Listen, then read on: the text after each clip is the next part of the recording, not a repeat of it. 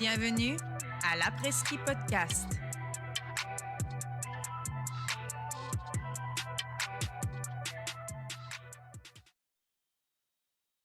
Bienvenue, bonsoir à tous, bonjour à tous, j'espère que vous allez bien. Bienvenue au premier épisode officiel de l'Après-Ski Podcast.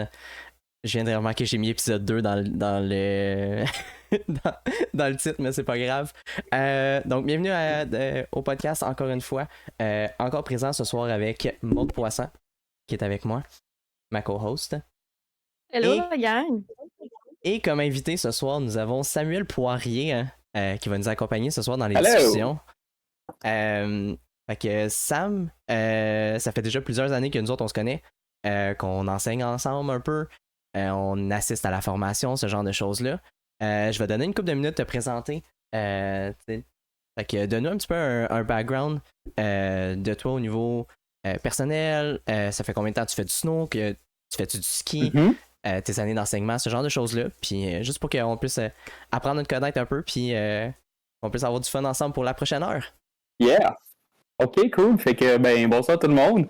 Fait que moi, c'est Samuel Poirier, un petit gars de La Chute, pas trop loin, dans les Laurentides.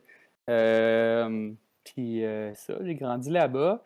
Après ça, déménagé dans le coin de Montréal, Laval pour les études. Puis finalement, emménagé à Saint-Sauveur, il y a à peu près 5 ans, je te dirais, là, qu'on a acheté notre maison, 4-5 ans. Ok. Fait que, fait que là, ça fait depuis ce temps-là qu'on est ici. Sinon, moi, j'ai commencé le ski au début. Un skieur, mes parents m'ont mis là-dessus. Le snowboard, c'était pas encore super, comment dire, accessible peut-être pour les jeunes. Yep. Fait que là, le ski pour commencer, puis jusqu'à l'âge de 3 à 8 ans, je me souviens bien. Ouais, 3 à 8 ans, c'était du ski. Ok. À Moore Nights, Let's go. à la montagne. Let's go. Represent. J'aime ça. Belle petite montagne familiale, c'était super. Puis, mes parents y avaient commencé là parce que du bar, tu vois la piste école. Ils nous envoyaient avec nos C'est amis. loin. Puis ils nous C'est checkaient. loin, mais ça se voit. Ouais, je comprends. Ça, tu comprends le principe, hein? Fait que, Ouais. c'est ça. Fait que, ouais, on a commencé là. Ok. Puis, je jouais un peu aussi au hockey quand j'étais jeune. Fait que, tu sais, les fins de semaine, c'était ski, hockey, un peu court à gauche, à droite. Puis là, une année, mes parents, ils ont fait « OK, Sam, ultimatum, faut que tu choisisses, là. » Puis là, c'était comme un choix, un faux choix qu'on appelait. Ok. C'était comme, est-ce que tu veux continuer à jouer au hockey, puis que nous, on te suive dans les arénas avec ta sœur, ou on va faire du ski en famille, puis on loue un condo, tu sais, dans le nord. Fait que là, j'étais comme, ouais. Ok, c'est chien présenté comme ça. De comme, Ouais, t'as un choix, mais t'as pas vraiment de choix, là. C'est quand même ouais, c'est assez ça. drôle parce que j'ai eu le même dilemme. Là. C'était la ringuette ou le snow.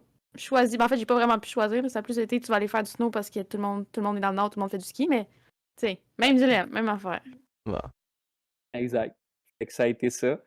Puis le choix, pour moi, a quand même été facile à faire parce que j'étais poche au hockey. Fait que j'ai jamais été un grand joueur de hockey. Je patine super bien, mais le hockey, là, c'était plus tough pour moi, là. Ouais. Surtout avec mon petit gabarit, là, ça n'a plus jamais été super facile. Fait que j'étais comme, ah, ouais, est-ce que ça va le faire? Puis là, après ça, comme j'ai dit tantôt, vers 8 ans, là, j'ai changé pour le snowboard. Ok. Puis depuis ce temps-là, c'est que du snowboard. Je fais du ski peut-être une fois par année. Juste pour dire que j'embarque sur des skis puis que je me dis que le snowboard, c'est plus le fun, là. Ok, juste pour replacer à quel point c'est le fun, le snow, tu dis, je vais downgrader au ski. Puis après ça va me faire apprécier Ouais. plus.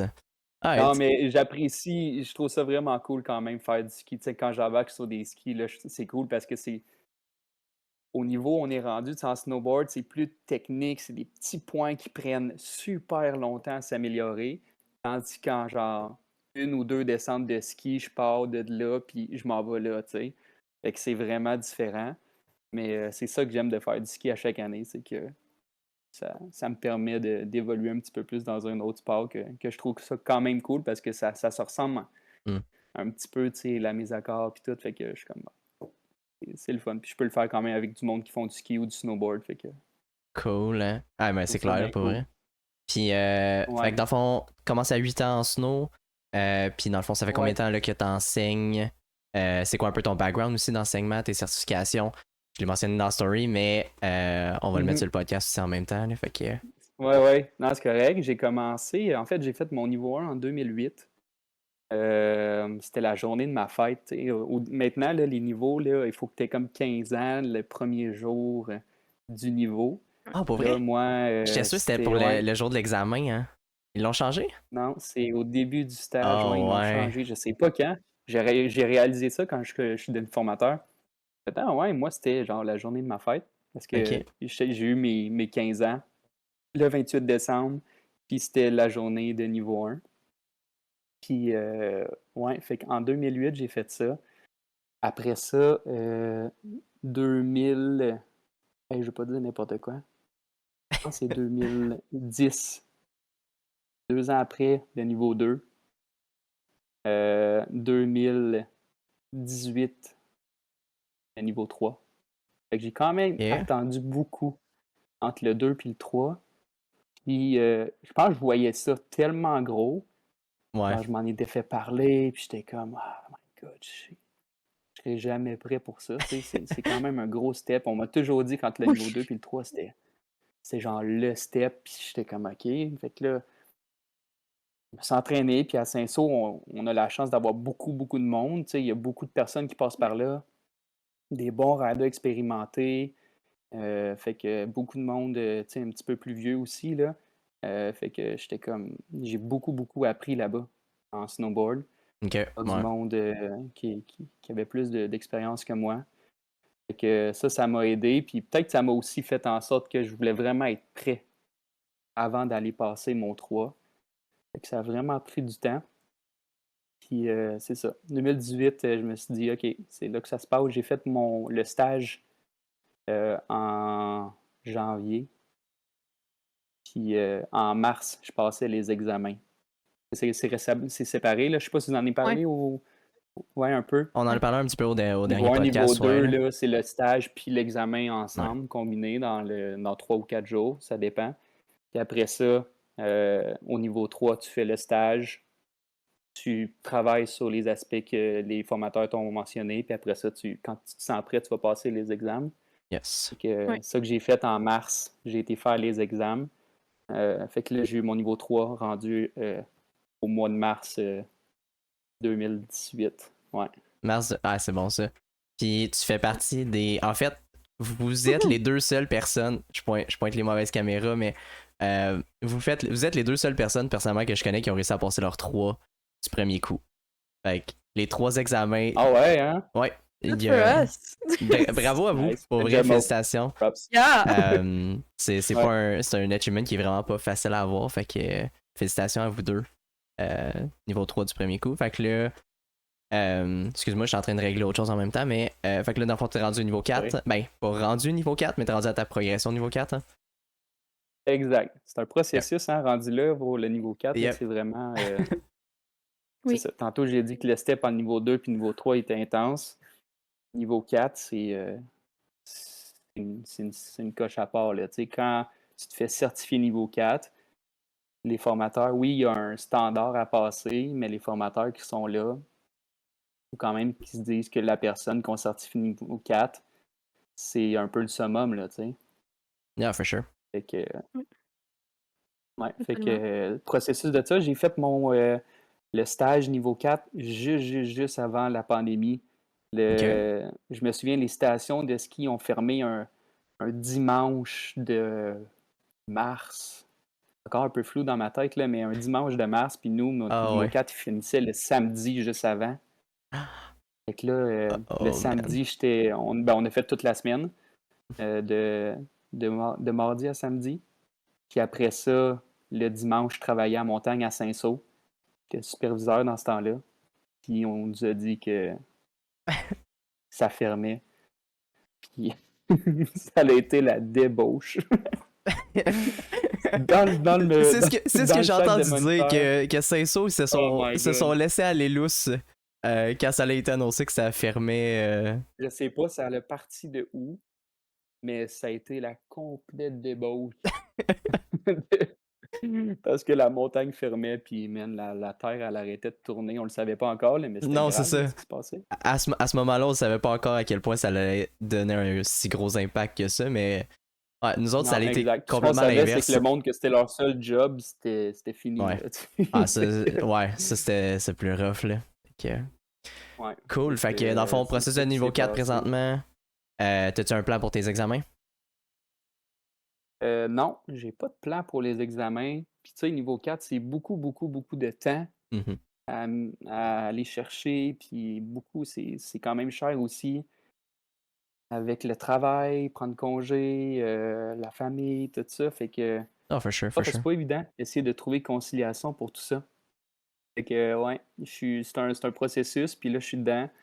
Là, ce qui est bien par contre, c'est qu'ils ont commencé à morceler les, euh, les catégories, là, donc Yes. riding, pédagogie, puis enseignement.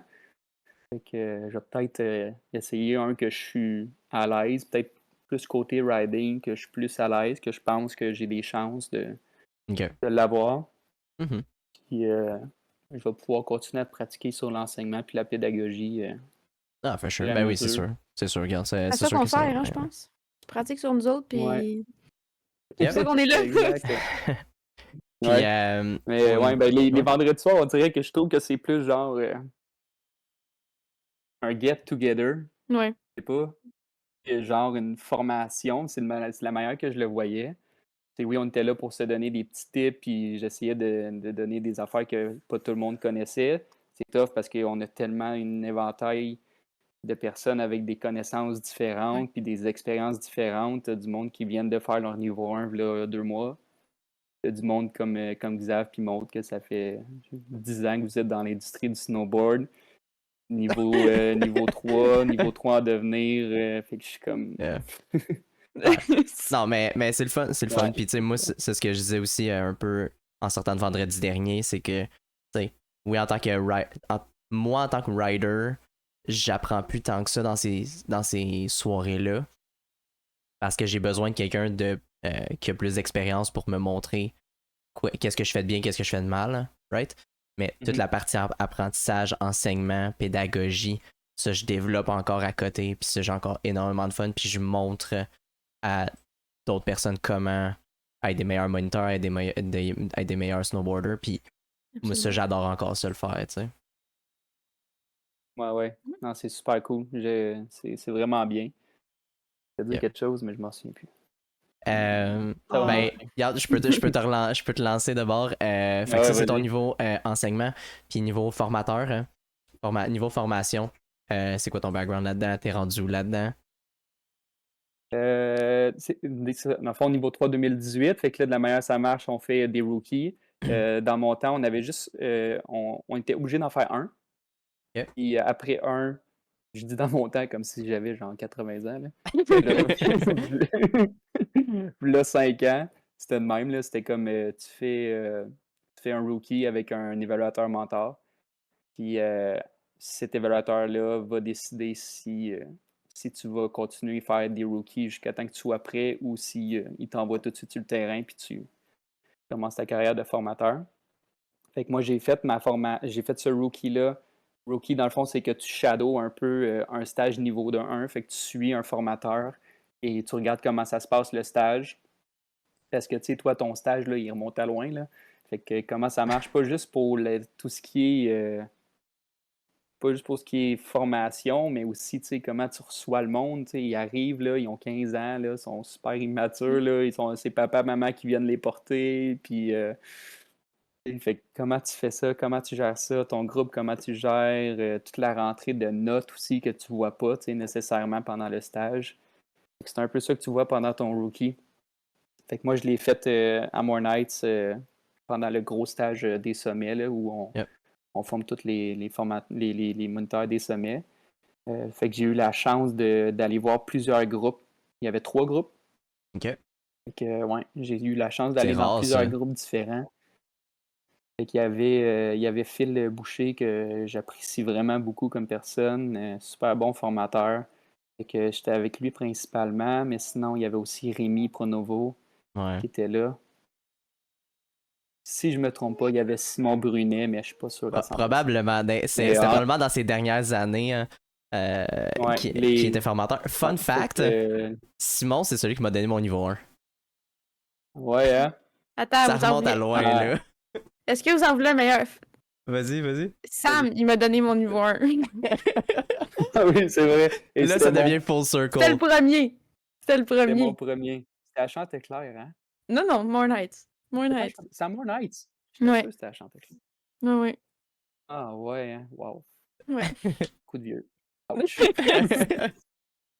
C'est correct. Ça veut dire que... Exact. Puis toi, Xav, t'as enseigné à Maude. Non. J'ai Non. pas non, j'ai jamais Non. enseigné à Maude. pas toi? Comment est-ce qu'on s'est rencontrés? C'était une session des anciens en début de saison. Ouais. On l'a compté dans le dernier podcast, mais c'est ça. Fait que dans le fond, c'est moi qui donnais la formation pour le début de saison, le refresh de début de saison qu'on donne. Mhm. Puis c'est ça, c'était à Gabriel. Hein. Puis juste dans les premiers virages qu'on a vus, ça j'ai fait comme oh wow, elle a ride. Fait que Mhm. depuis, on n'a pas arrêté de se jaser pour ça. Là. Fait que, mais non, j'ai pas enseigné Yes. malheureusement. C'est cool, ça. Ah, je Puis- pensais... Mais si tu me trompes de personne. Ouais. Non, ben, regarde, Ah, pas grave, c'est c'est cool. bien correct.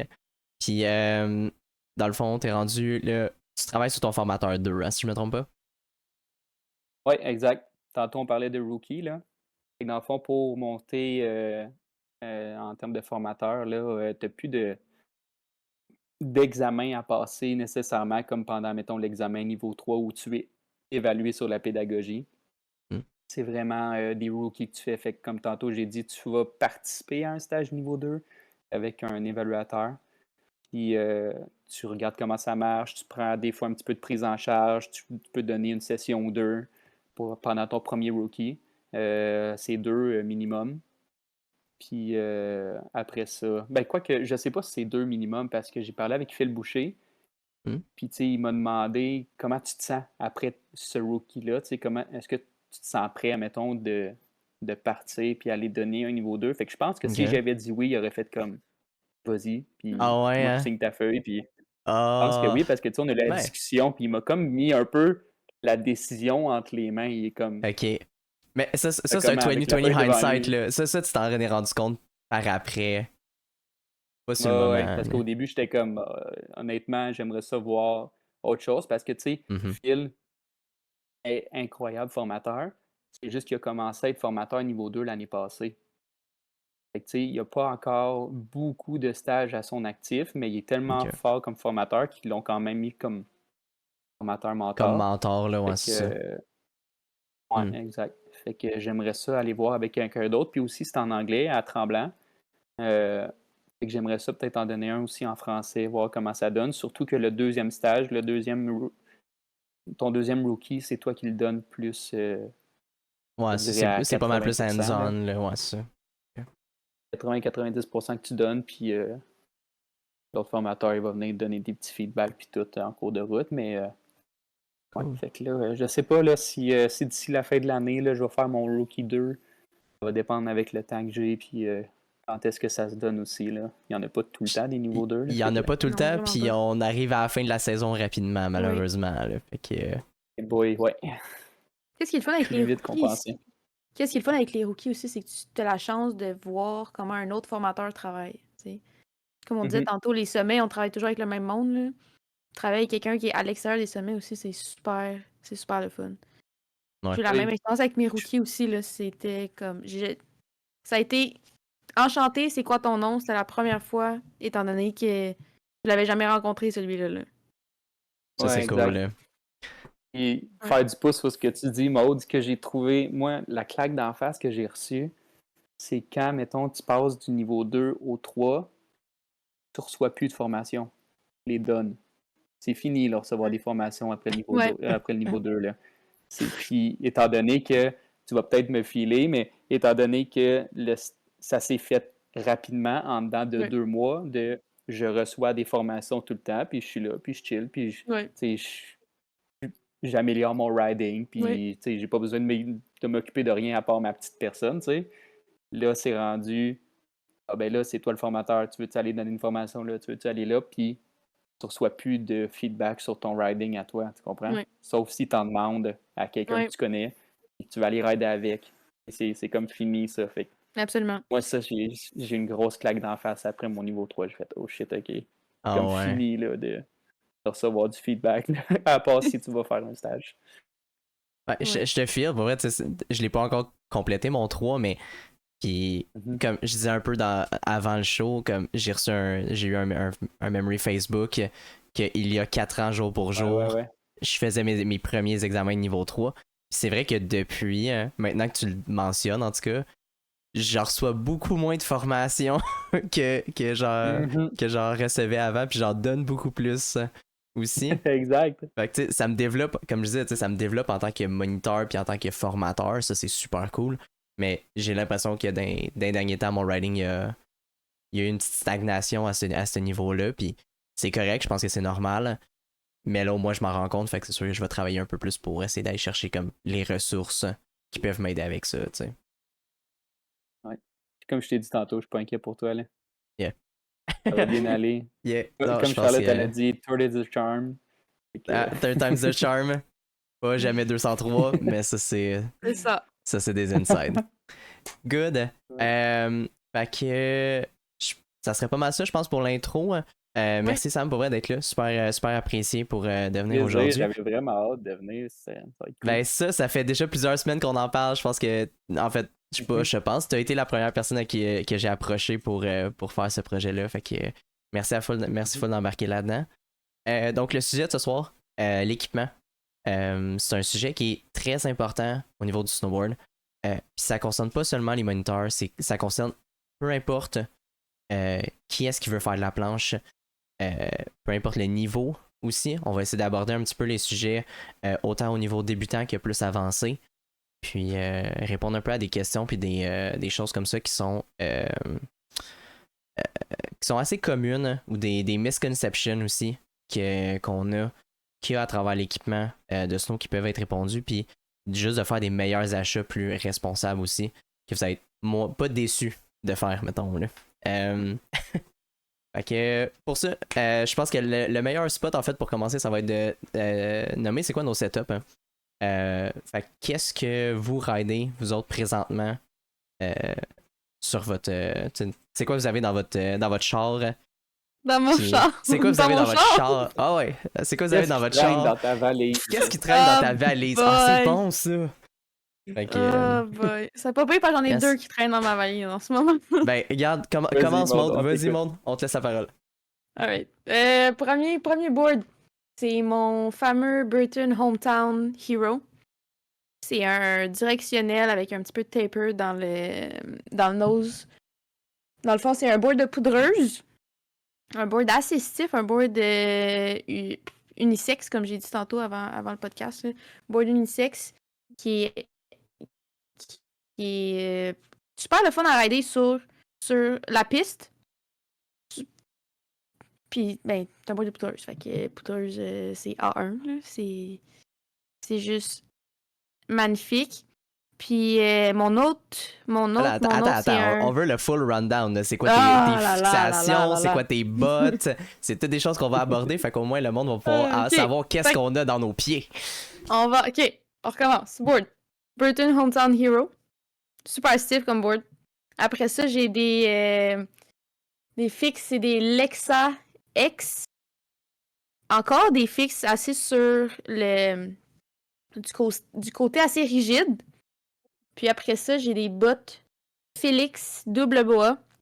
Encore une fois, dans la gamme un petit peu plus rigide de Burton. Donc, ce setup-là, il est vraiment sur le côté performance.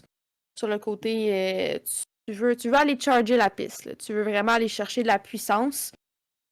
Puis c'est pas mal ça. C'est pas un board que j'utilise normalement en stage. J'ai fait l'erreur de le faire. Mes jambes, ils ont pas taffé 3 jours.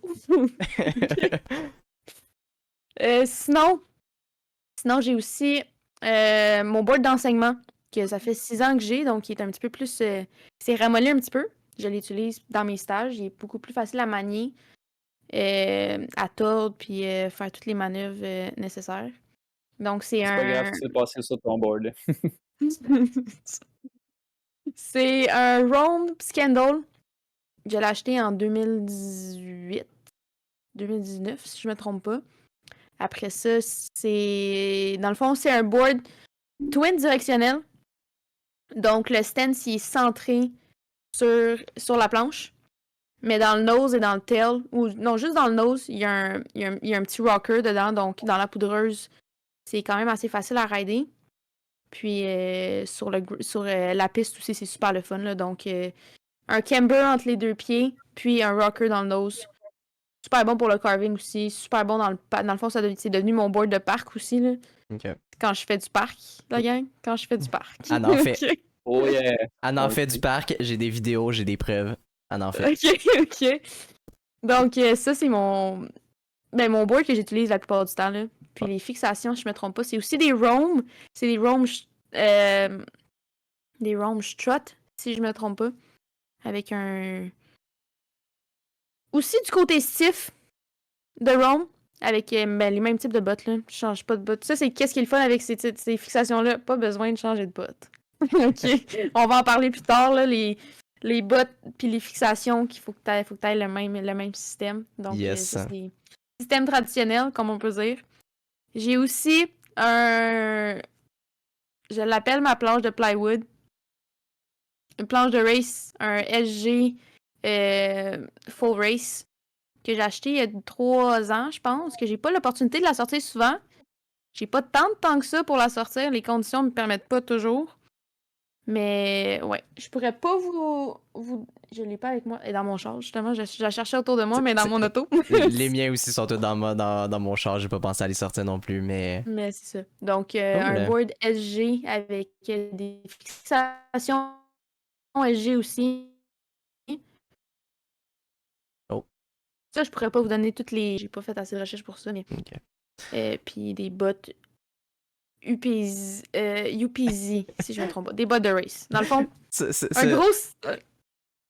C'est ça. Le gear de race, on connaît moins malheureusement On sur connaît le, moins. sur le top of the J'ai fait head. mes recherches. J'ai fait mes recherches par contre quand je l'ai acheté. Fait que tout Yeah. fit, c'est juste que je m'en rappelle pas. Ok. C'est correct. Regarde, c'est correct, ça arrive. C'est bon? Fait que quand même 3 planches très différentes une de l'autre quand même. Fait qu'il y a une board. Ouais, j'ai un bon bundle.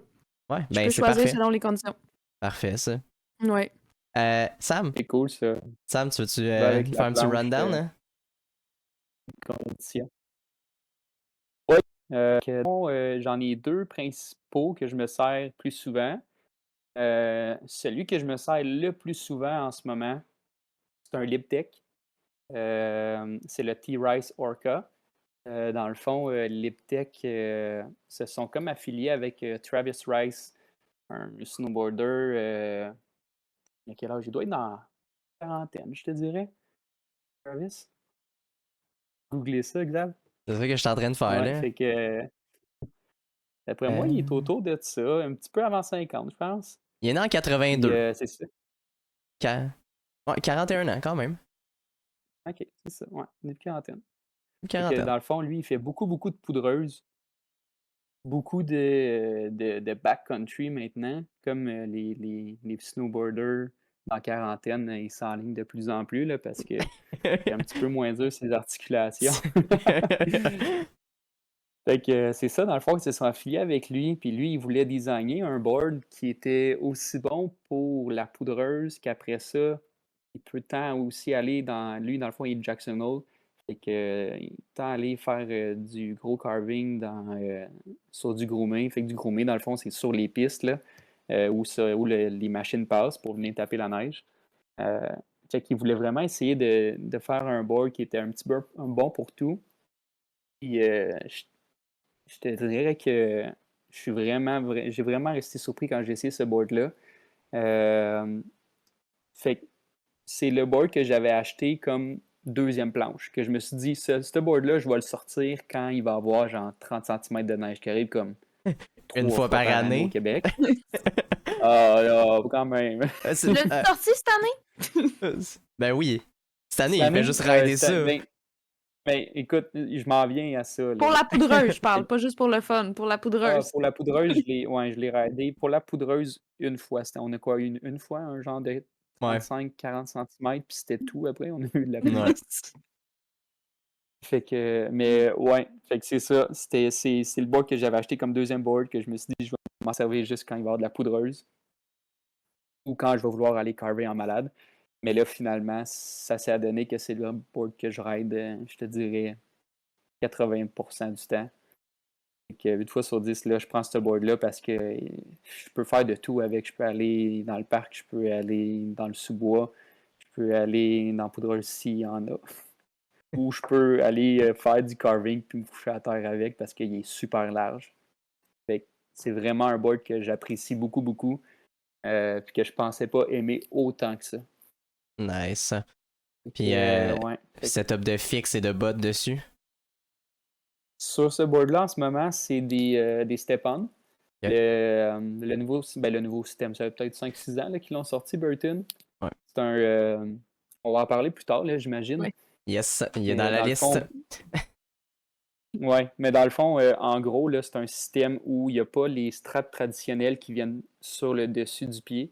Il y a trois points de contact, deux sur les côtés, ouais, à côté de tes orteils, puis un au talon. Fait que tu fais juste venir mettre ton pied, clic, clic. Puis après ça, tu es prête comme à partir sans avoir besoin de venir tout attacher ça. Fait que c'est un système, on en parlera tantôt, là, mais en ce moment, c'est ça. Yeah. C'est ça que j'ai sur ce oui. board-là. C'est bon ça, c'est bon ça. Puis, c'est quoi tes autres Sinon, weapons que t'as dans ton... sinon j'ai un GNU, un GNU. Rider's Choice. Ouais. Et ça, l'Eptech et GNU, là, c'est des boards que je ne pensais jamais rider avant. J'étais comme, GNU, c'est quoi ça, hein? Fait que là, finalement, euh, Berson, une boutique de ski et de snowboard à Laval, puis je pense qu'il y en a une aussi à Rive-Sud, là. Ils font des démos, puis ils se promènent dans les montagnes. Puis c'est vraiment cool, là. Ils amènent comme une bonne flotte de, je te dirais, au moins une trentaine, quarantaine de planches. Ouais. Qui est vraiment beaucoup, parce que d'habitude, là, le monde qui font des démos, là, il y en a peut-être maximum une dizaine. Là. Ouais, Eux, il y a ça, comme c'est toutes beau, les là. sortes. Là. Name it, là, ils les ont toutes. Là. Burton, Salomon, Capita, Rome, Ride, ils sont tous là. Ouais. Liptech, Gnu. Fait que c'est vraiment cool parce que tu peux essayer autre chose. Fait que là, j'ai embarqué là-dessus sur le GNU Rider's Choice. Puis j'ai fait, wow, ça ressemble un peu à mon Orca, mais qui est twin, un peu comme Maud a dit tantôt. Tu peux aller tant des deux côtés. Ok. Fait Ouais. un petit peu plus mou, un petit peu plus playful, pardonne un petit peu plus. Fait que je m'en sers plus quand je veux venir aller dans le parc ou je veux juste m'amuser, faire des jumps de bord de piste, Mhm. JB. Fait que juste sauter tous les bords, aller faire des rails. Fait que juste pour avoir du gros fun. Là. Cool, hein? Fait que c'est mon board avec lequel je vais aller. Avant, je ridais que du Burton parce qu'avec la CMS, on a quand même des rabais solides sur les Burton. Yep. Fait que je ridais que ça. Style Custom X pis tout, là. Fait que, mais là, j'ai changé, là. Je suis rendu ailleurs. Nice. Je trouve ça quand même cool de commencer à aller voir d'autres marques. Fait que, ouais, Ben ouais. GNU Rider's Choice, qui est un board twin asymétrique. Et dans le fond, ça, le asymétrique, ça veut dire que les side cuts, c'est les parties qui sont arrondies tout le long de ton wedge. La partie talon est comme un petit peu plus courte, un petit peu plus creuse. Et que ça fait en sorte que le virage talon se fait plus facile que le virage orteil parce que c'est toujours, si tu fais du snowboard, tu sais que le virage talon, tu es un petit peu plus en déséquilibre, tu as comme une articulation de moins qui penche de ce bord-là. Hein? Fait que c'est comme plus top Ouais. de venir se pencher puis venir faire ton virage. On dirait que cette planche-là, elle vient t'aider à le faire. Encore plus en switch. Il y a pas mal de boards là, qui commencent à avoir cette technologie-là un peu d'aller chercher l'asymétrie hein, entre les deux virages pour assister le planchiste. Là. Ouais. Fait que, ouais, non, c'est vrai. Ouais, un peu comme Rubicat a dit, là, c'est pas un changement drastique, là. C'est pas genre t'embarques sur ton virage talon puis ça ça tourne tout de suite. Là. Ça fait juste venir donner un petit coup de main. Juste dire, ah, je vais venir t'aider à venir faire ton virage talon vu que est peut-être un petit peu plus dur que celui du côté orteil. Fait que c'est vraiment plus de l'assistance que vraiment genre un gros changement drastique entre les deux edges. Quelqu'un qui ne sait pas puis qui fait pas souvent de snowboard s'en rendrait probablement même pas compte. Non, c'est ça. C'est Mais rendu si t'en au fais niveau où souvent, est-ce puis t'as qu'on va comparé rider. beaucoup, Ouais, c'est ça. ouais, exact. T'en fais beaucoup puis t'as vu la différence entre les boards, là, tu vas pouvoir dire, OK, c'est ça, là. Yep. C'est ça qui se passe. Puis qu'est-ce que tu Les as comme fixe? fixations là-dessus, Ouais. fixation, dans le fond, c'est des Rome Katana. Hmm. Rome? Ride? Non, Rome. Rome. C'est Rome. des Rome. Rome Katana, ouais. Yes. Euh, Je pensais m'en acheter, eux autres. ça là. fait... Ah ouais, c'est... Ça aussi, c'est de la bombe. Avant aussi, je ridais que du Burton, style Genesis ou Cartel. Mais là, j'ai essayé ça, puis c'est vraiment des bindings vraiment cool à avoir. Plein de petits gadgets, le fun. Là. Peut-être même un petit peu trop, là. Quand je les ai achetés, le gars, il m'a complètement perdu. Là.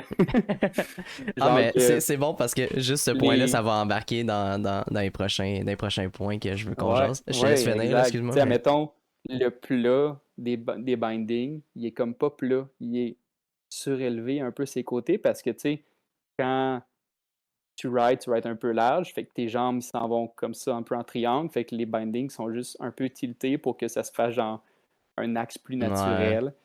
C'est juste... C'est plein de petites technologies de même qui sont... Moi, j'aime cool. Ça. Nice. Fait que plein de petites affaires de même. Il y a plein d'ajustements sur les straps sur le dessus que tu peux faire en sorte que la strap, admettons, ça c'est comme ta jambe avec ton pied, là. Tu peux décider si ta strap est plus ici ou si elle est plus là.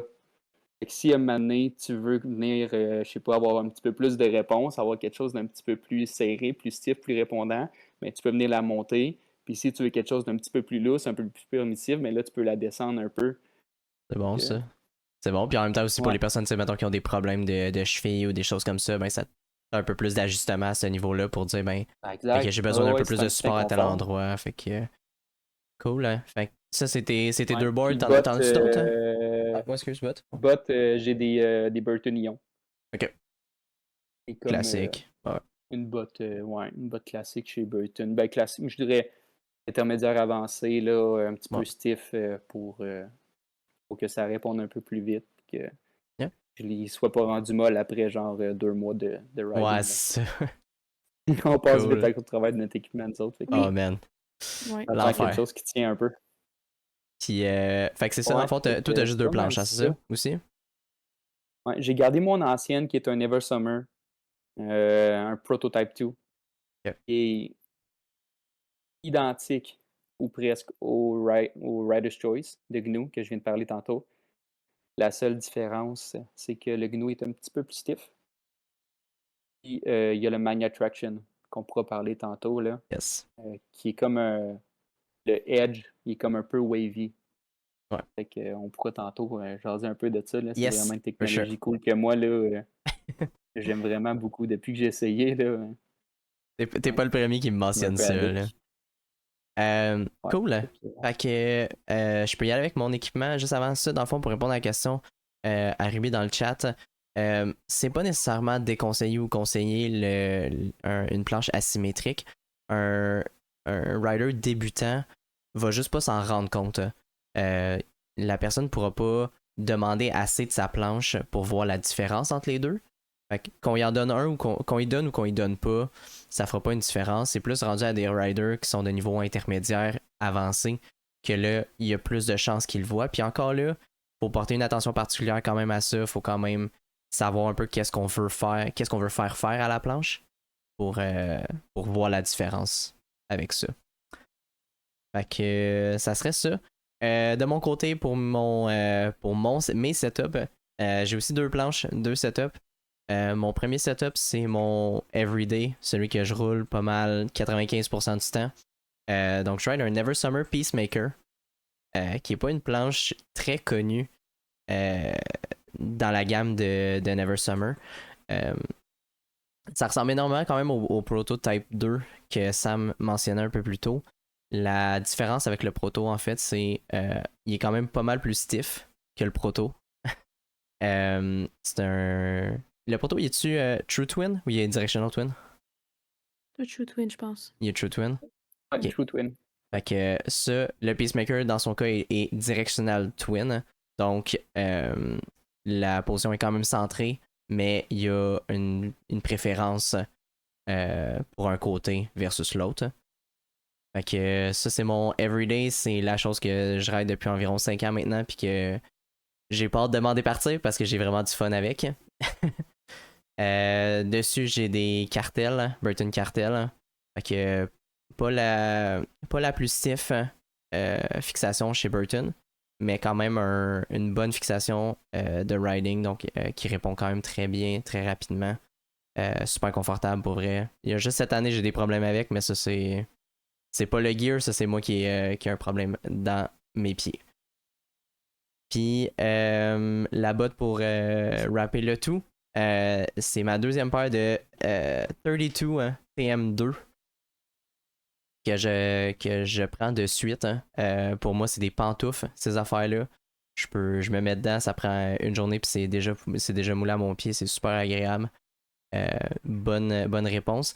J'ai la version lacet de la botte présentement. Bientôt ta troisième paire, probablement. J'ai la version lacet cette fois-ci. La prochaine va probablement être une version boa. On va expliquer un petit peu les différences, là, pourquoi est-ce que je voudrais aller plus vers une boa qu'une lacet un peu plus tard, mais vraiment pas déçu du lacet. Je trouve que c'est une super bonne chose, mais la prochaine, je pense que ça va être une boa, c'est à peu près sûr. Puis, fait que ça, c'est mon setup 95% du temps. L'autre setup que je roule, c'est j'ai un Ride Hellcat qui est ma planche de parc que j'avais avant mon Peacemaker qui était mon everyday. Fait que ça fait très longtemps que j'ai cette planche-là. C'est une planche True Twin qui était considérée. C'est une planche de femme, first and foremost.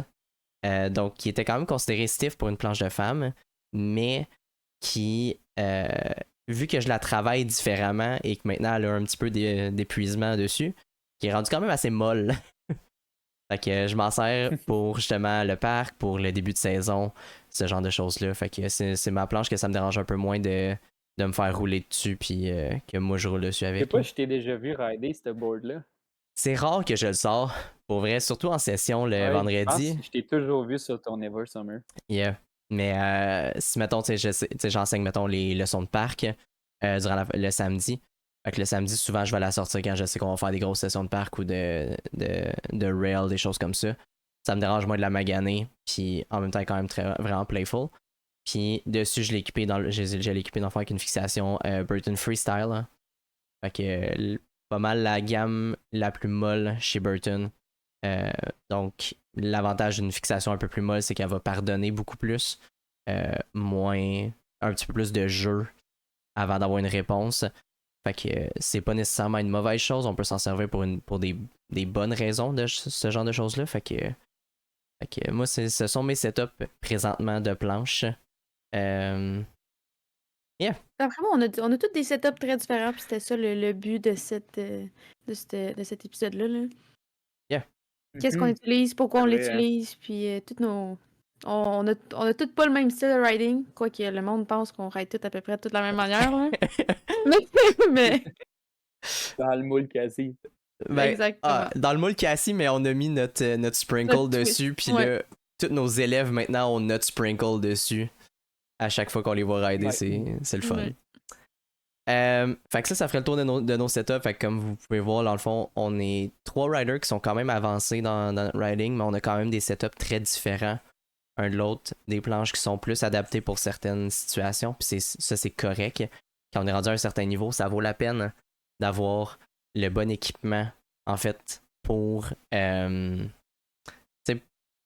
qu'est-ce qu'on veut aller faire. Ça va rentrer un peu avant qu'on rentre dans les avant de décortiquer chacun des éléments un peu de l'équipement qui sont importants. Juste des petits points à garder en tête. En premier, évoluer avec sa planche, évoluer avec son gear. C'est correct de changer de planche. C'est correct un moment donné de dire ben je me suis acheté du stock de débutant. Je suis plus un débutant, je suis rendu un intermédiaire, je veux quelque chose de plus de ma planche. C'est correct de changer. Attendez pas que la planche soit finie avant de le faire. Vous allez avoir beaucoup plus de fun, vous allez pouvoir évoluer plus rapidement aussi avec ça. Puis il y a tout le temps si la planche est encore en bonne condition, il y a tout le temps quelqu'un qui va vouloir en avoir une. Fait que prêtez ça au prochain, donnez ça à un ami, à un ami de la famille, whatever. Faites découvrir le sport comme ça. Donnez accès au sport, c'est comme ça que ça va grandir. Fait que utilisez ça comme ça. Là. Tu sais, comme moi, si on peut dire, là, ma première planche, là, c'était une ride. Le modèle, je le sais pas. Je sais que c'était une ride avec des flots dessus. Ma petite sœur, elle l'a ridé pendant 3 ans, je pense, après que je l'ai utilisée. Fait que cette planche-là, elle a été sur la neige pendant un bon 5-6 ans, là, non-stop. Fait que tu sais, c'était une planche de débutant qu'on a Non. Pas Puis, rare qu'on voit du monde ouais. qui garde leur planche, genre, je vais pas dire des dizaines, mais au moins une dizaine Ouais. d'années, là. J'ai du monde là, que je connais là, qui ont leur planche depuis 10-15 ans. Puis, tu sais, c'est aussi peut-être qu'ils en font juste moins souvent. Puis, tu sais, ils vont pas aller chercher plus ce qui est performant, mais ce qui sont bien, puis ce qu'ils connaissent. Puis, c'est super correct parce que dans le fond, le snowboard, c'est ça. Ouais. C'est juste d'avoir du fun, puis être confortable avec ce que t'as, Ouais. puis aller chiller avec tes amis, puis, tu sais, descendre, puis prendre l'air. C'est ça.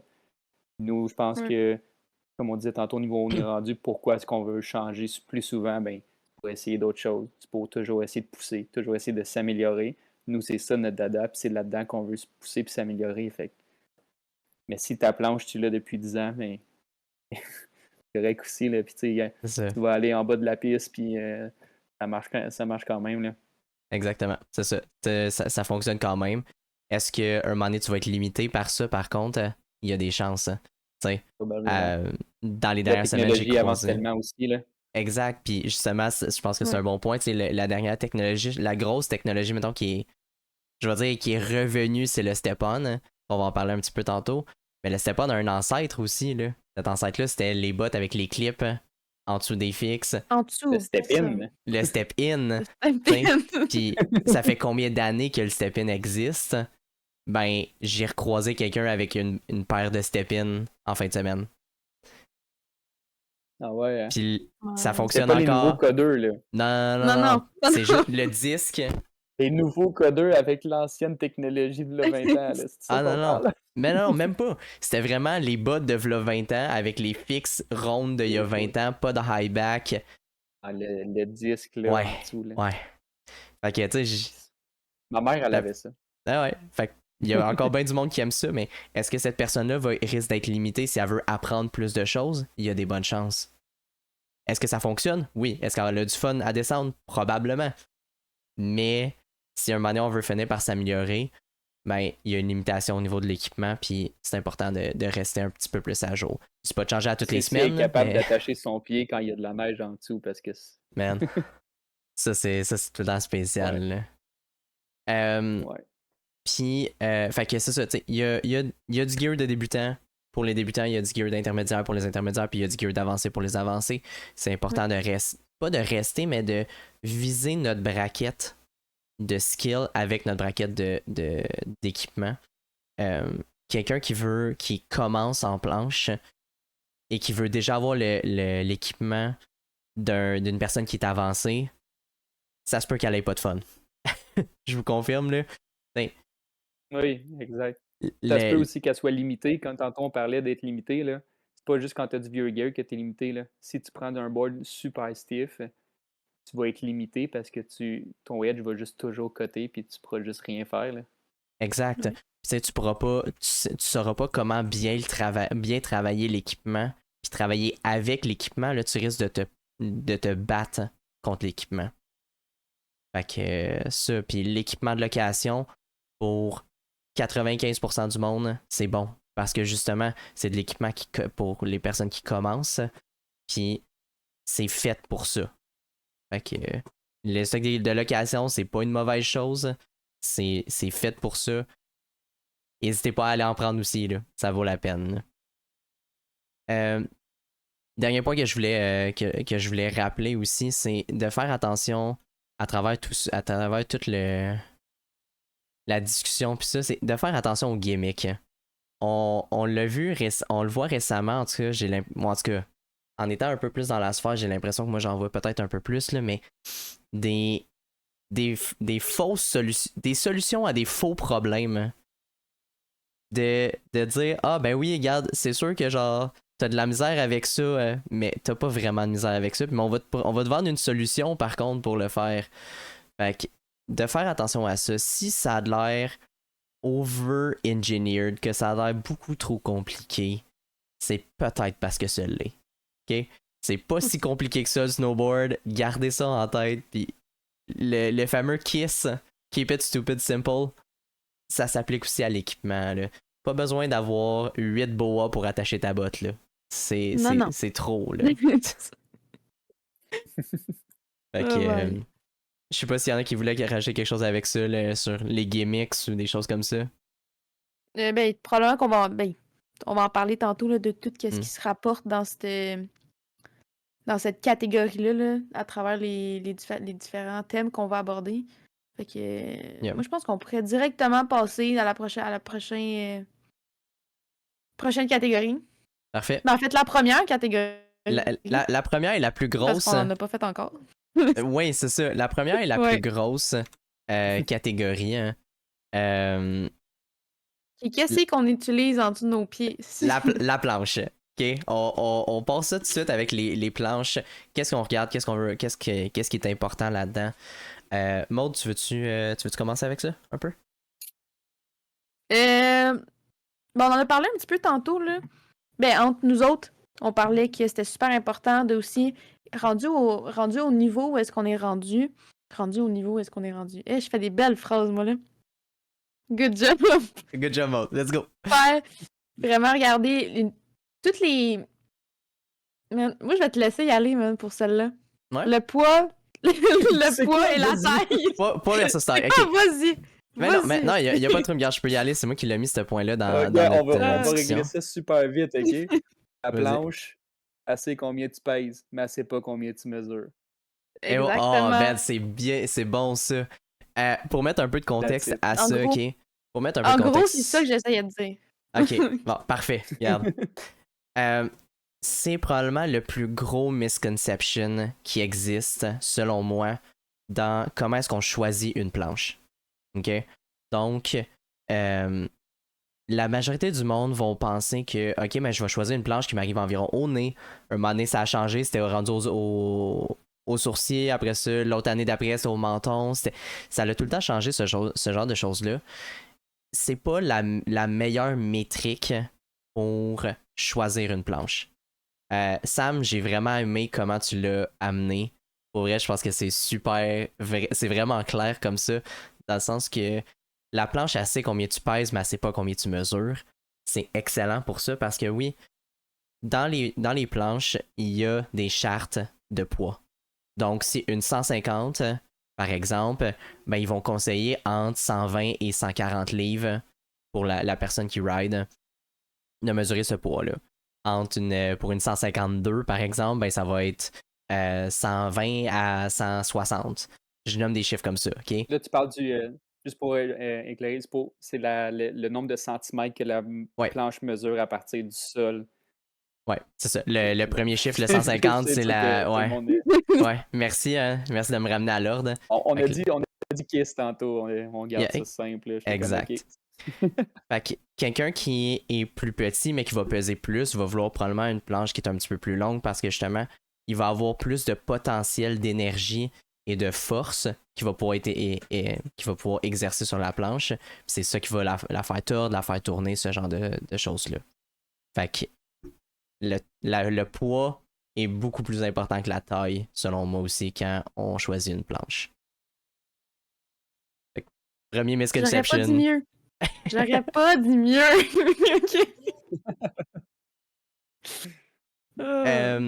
Puis, c'est correct. On est trois, on est pas trois pour rien. Regarde. Ben là, c'est ça qu'on sert. Puis j'ai rajouté aussi une question là, qui est arrivée dans le chat tantôt, qui était une excellente question, qui demandait qu'est-ce qui détermine si un board est pour homme, femme ou unisexe? Oh. Est-ce que vous avez une description rough, vous autres, de Oh ça? boy. Moi, je Ben, pourrais. Vas-y. Ça va m'éviter de faire des phrases vas-y, complètes. Maud. Ça Non, va non, Maud, m'éviter t'es de faire des capable, phrases là. complètes. Je veux rire un peu, vas-y. Maud. Oh là là. Ok, Moi, je commence, mais Vas-y. ok, je Vas-y. commence, puis après ça, tu suis. Je vais essayer. OK. Ben, selon moi, ben, en fait, j'ai pas regardé, là, mais selon moi, une planche de femme, ça va juste la dimension, toutes les dimensions, puis aussi la rigidité de la planche va être un petit peu différente d'une planche d'homme, juste à cause de la formologie d'un homme et d'une femme qui est différente. Fait qu'une planche de femme va être un petit peu plus étroite au sens de la largeur parce que les filles ont souvent des plus petits pieds. Ça ne sert à rien d'avoir une planche super large. Ils vont trouver que c'est un bateau puis que le changement de edge entre le edge talon et orteil va être plus long à faire. Ça ne sert à rien si tu portes du set de femmes que tu aies une planche qui est faite pour du 10 d'hommes. Là, fait que ça va aider. Côté flexion de la planche aussi, là, ça va être des planches. C'est sûr que tu as plein de flexibilités différentes. Ça va être des planches qui vont être un petit peu un peu moins rigides. Tu peux avoir des planches de femmes qui sont super rigides, un peu comme ta Hometown Hero qui est comme unisexe Ouais. qu'on parlait tantôt. Là. Oui. Ça, puis aussi côté grandeur de la planche, tantôt on parlait du 150 cm, qui est comme, selon moi, une moyenne. Peut-être que le monde peut plus me répondre à ça. Là. Pour les femmes, 150, 153, 154. On va dire que. Mettons, côté femme, là, je dirais plus 154. C'est ma grandeur, ça, là. OK. Moi, je dirais plus au côté 46, 146, 145, là, autour de ça. Je pense que mon board, mon roam, moi, c'est un 42. Puis mon Hometown Hero, c'est le plus petit que je pouvais aller chercher, étant donné que c'était un board unisexe, là. Je pense que c'est un 44. Fait que, tu sais, moi, ça tourne pas mal autour de ça, là. 44, 46, je pense que c'est pas mal le standard pour... Les boards, ils sont beaucoup plus courts qu'avant aussi. Oui. Ouais, vraiment. Il y a une tendance de vraiment raccourcir les planches. J'ai l'impression des dernières années. Morica, c'est un 153, tu sais. Pour vrai? Le 153, il est raté. Ouais. Puis il est raté, admettons, Travis Rice, qui pèse. Va googler. Ben là, qui doit peser genre 200, je sais pas, autour de 220, 230 livres, un gars de genre 6 pieds 2, 6 pieds 3. C'est ça qui ride du 153 lui Man. aussi. C'est vrai, c'est un board qui, selon le type de board et la manière qui est faite, il va en avoir qui vont être faits pour rider plus long, il va en avoir qui vont être faits pour rider plus court. Yep. C'est spécial, faut s'informer. Parce que c'est pas parce que toi que tu rides toujours du 158 que ça va être du 158 ou du 144. C'est ça que tu vas prendre pour tous tes boards. Là. Ouais. Non, ça change un petit peu. Puis tu sais, pour piggyback un peu sur ça, les différences, c'est sûr que ça paraît niaiseux, mais je vais le rajouter un peu dans la liste des différences entre les boards hommes, femmes, unisex. Souvent, les visuels vont être très différents. Oui. Ça, c'est une chose à garder en tête. Ça n'a pas un gros impact, mais ça fait il y a quand même une certaine différence. Les constructions, c'est ça, souvent sont différentes. Justement pour prendre en considération que les masses de muscles sont pas nécessairement les mêmes ou sont pas appliquées de la même manière. Fait que oui, en général, vont être un petit peu plus. Vont être moins stiff qu'un board d'homme. Fait que est-ce qu'un gars peut rider un board de femme? Oui, je le fais. Est-ce qu'une femme peut rider un board d'homme? Oui, 100%. C'est des recommandations, c'est pas set in stones. Un board unisex va être vraiment plus. En général, ça va être une planche qui va être plus. Qui va être produite, mettons, sur une plus large. Une plus large échelle, mettons. Fait que, on va aller chercher des boards plus petits que des boards d'hommes, mais plus longs que des boards de femmes. On va jouer un peu plus dans ces ranges-là. Fait que c'est un peu comme c'est un label qu'on met dessus, mais c'est pas set in stones. Il y a rien vraiment qui empêche de choisir un ou l'autre. Là.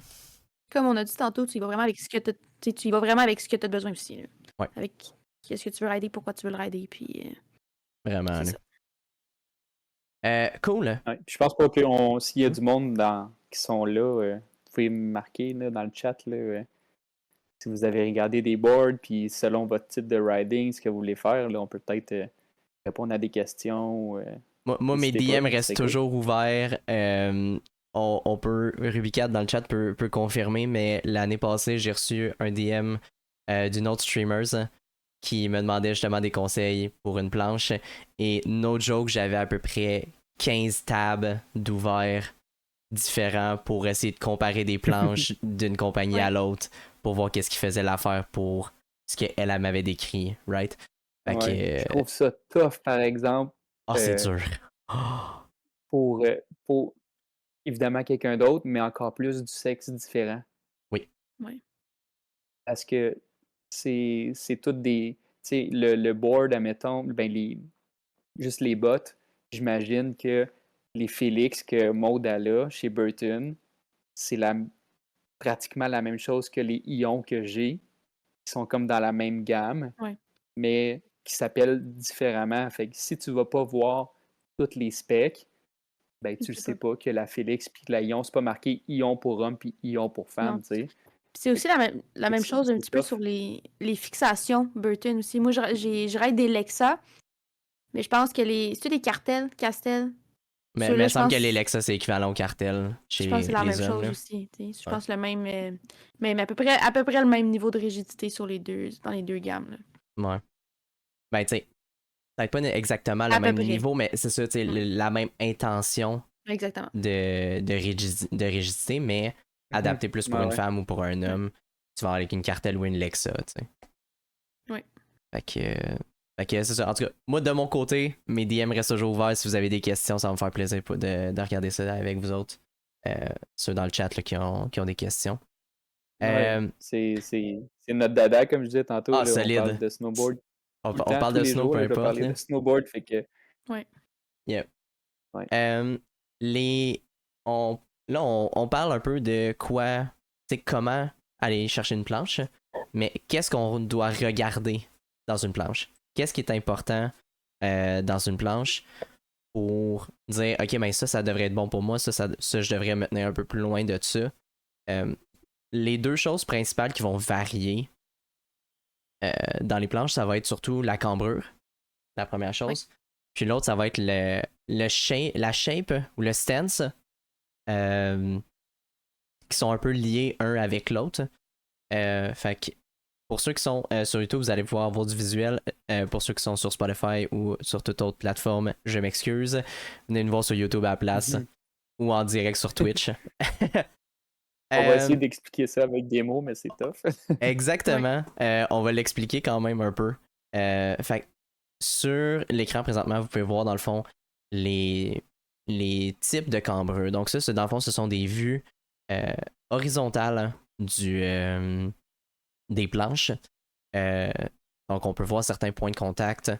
Il y a des avantages à certaines. En fait, il y a des avantages à toutes ces cambrures-là. Il y a des désavantages à toutes ces cambrures-là aussi. C'est de savoir un peu qu'est-ce qu'on veut faire avec. Sam, tu veux-tu les run down rapidement un peu pour nous expliquer vite fait? Oui. Mettons avantages, désavantages vite fait. Je vais aller sur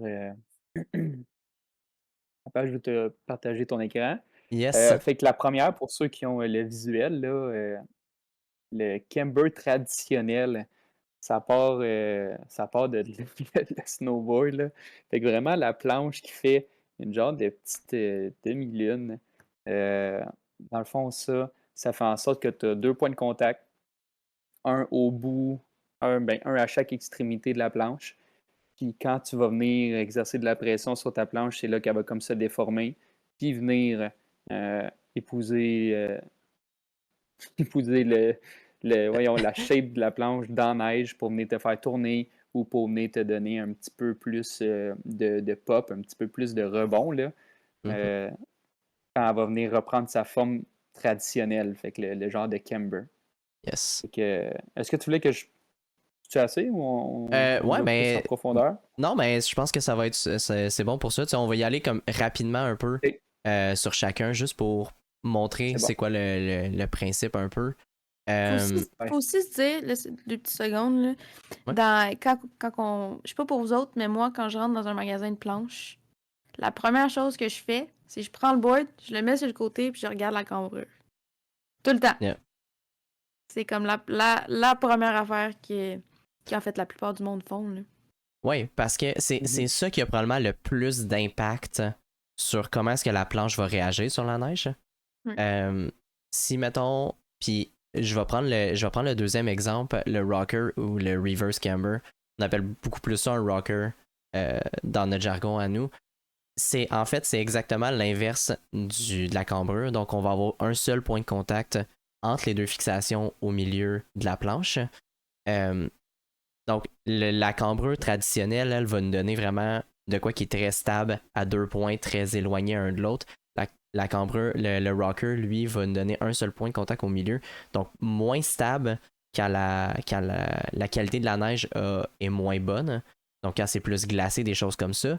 Cependant, super le fun dans de la poudreuse. Parce que là, le nez de la planche veut déjà relever naturellement. Donc, ça va être plus le fun pour ça. Fait que chaque cambrure a ses avantages, a ses désavantages. Puis c'est de savoir comment est-ce que nous, on veut utiliser la planche. Puis qu'est-ce que la planche peut nous offrir en conséquence. Right?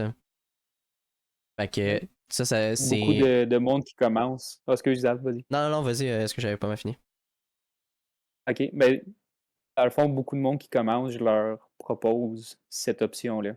Du rocker, c'est une planche qui va faire sa rotation super facilement.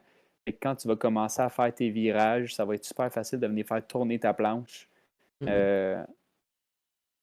C'est vraiment un board qui va venir pardonner, qui va pas venir catcher un edge tout de suite comme le camber qui veut vraiment venir reprendre sa shape de demi-lune. C'est vraiment une planche qui pardonne et qui est facile à faire tourner. Avec le rocker, il y a beaucoup de monde qui commence là. Je leur conseille ça un peu comme le flat qu'on va parler la prochaine, là, qui est super bon pour les débutants. Et le rocker, tu peux être tant un débutant, tant un rider super avancé qui fait beaucoup de parcs, qui va venir utiliser ce style de planche-là parce que ça pardonne puis c'est playful. Playful, ça veut dire que tu peux faire tout ce que tu veux avec cette planche-là. Là. Elle va plier, elle va pardonner elle va énormément. permettre de venir sauter. Ouais, exact. Fait que j'ai vraiment le fun avec quoi jouer. Là. Je l'avais jamais vu. Excuse, vas-y, moi. Je pense que la plupart de nos boards de location en montagne, je pense que c'est aussi soit des... La plupart, en tout cas, nous autres, du côté de la villa, la plupart des boards qu'on a, si je me trompe pas, je pense que c'est des rockers. Il y a peut-être... Ah ouais? Je pense que oui, j'avais fait le test à un moment donné. J'ai jamais pris le temps de regarder c'est quoi les cambreurs des boards de location qu'on a, mais c'est... Je donnais un cours à un moment donné, puis le monsieur me posait la question. J'ai pris son board, je l'ai mis sur la neige, puis je l'ai fait tourner. C'est comme ça, c'est clairement pas un camber, là. Il s'est mis à spinner, là. C'est comme une toupie, là. Oui, c'est ça. Fait que c'est le, quand tu connais ça, après ça, tu peux te mettre à expliquer qu'est-ce qui est quoi puis pourquoi, là. Fait que ça, c'est super intéressant de savoir ça. C'est probablement un rocker ou un flat. Ouais, c'est ça, rocker ou flat, là. Fait que ça reste des cambers qui sont assez populaires. C'est des cambers qui sont quand même assez faciles à retrouver. Puis comme justement, Sam me disait, le rocker, ça peut être autant un board de très très débutant que de très très avancé. Ça dépend seulement c'est quoi la construction de la planche puis comment est-ce qu'elle est utilisée pour ça. Le flat, même chose un peu. On peut y aller avec quelque chose qui est plus de débutant aussi, mais je pense qu'il y a quand même pas mal de boards de parc aussi maintenant qui sont flat. Justement pour éviter de catch des edges puis des choses comme ça. Là. Fait que, sais-tu, j'ai jamais raidé ça, un board flat. Est-ce qu'il y a un board flat? Est-ce que c'est un board un petit peu plus du côté stiff, un petit peu plus, es-tu un petit peu plus de quel bord qui se situe là? C'est plus pour débutants. Ok, ouais. Ouais. Ok. Right. Ouais. Puis les trois prochaines cambrures. Ce que j'ai vu, là. Ouais, c'est ça. Moi aussi, mais j'étais pas sûr à 100%. Fait que j'osais comme pas trop me prononcer non plus dans celle-là. Les 3 prochaines cambrures, c'est des cambrures qui sont beaucoup plus complexes. Donc, ils vont combiner essentiellement les 2 premières, ou même les 3 premières en fait. Donc, on va avoir certaines parties qui vont être surélevées, donc en dessous des pieds par exemple sur la première, qui vont avoir un point de contact supplémentaire au milieu, des points de contact plus loin aussi à l'extérieur des pieds. Mon feeling du moins en tout cas, c'est que c'est des cambrures qui se retrouvent plus dans les boards avancés à ce niveau-là. Moi personnellement, mettons le Peacemaker que moi je parlais, on parle plus d'un profil hybride Camber Rocker Camber. Fait que j'ai, dans le fond, mes pieds sont surélevés, mais j'ai un point supplémentaire au milieu de ma planche. Ça donne une bonne stabilité, du moins. Surtout quand justement c'est plus rough comme condition. Fait que, mais un peu plus dur à contrôler quand même, parce que là, il y a plus de chances qu'on se ramasse un edge dans la neige, puis que la planche veuille. La planche veuille se pousser sans nous autres. Là. Ouais. Je l'ai vécu, celui-là, il a pas fait du bien. Non, hein? Il a pas fait du bien. Fait que ça, c'est des combos qui sont super intéressantes, qui ont énormément de potentiel, qui vont souvent être dans des boards plus avancés à ce niveau-là. Là. Ça fait du sens de votre base, ça? Ça fait du sens. Yes. Ouais? Cool. Ça fait du sens. Good. Puis, dernière chose, dans le fond, qu'on peut parler là, au niveau des shapes. On en a parlé un petit peu tantôt, mais c'est comment est-ce qu'on est positionné sur la planche. Donc, encore une fois, est-ce que ce sont toutes, un peu comme les cambrures, est-ce que c'est toutes les cambrures qui sont répertoriées là? Est-ce que c'est toutes les stands qui sont répertoriées là? Non, clairement pas. Il en existe beaucoup plus que ça, mais ça, c'est comme les plus populaires qu'on voit. Désolé. Donc, rapidement, là, dans le fond, True Twin, je m'excuse des anglicismes, il y a beaucoup de... La sphère est très anglophone, fait qu'on essaie de traduire le plus possible en français, mais des fois c'est pas l'univers facile. du snowboard est vraiment très très anglophone. Exactement. Donc dans le fond, True Twin, donc directionnel. Non, c'est pas directionnel, pas en tout ça. True Twin, c'est quoi? C'est... J'essaie de penser rapidement comme à la traduction, mais essentiellement c'est une planche qui est miroir. Hein.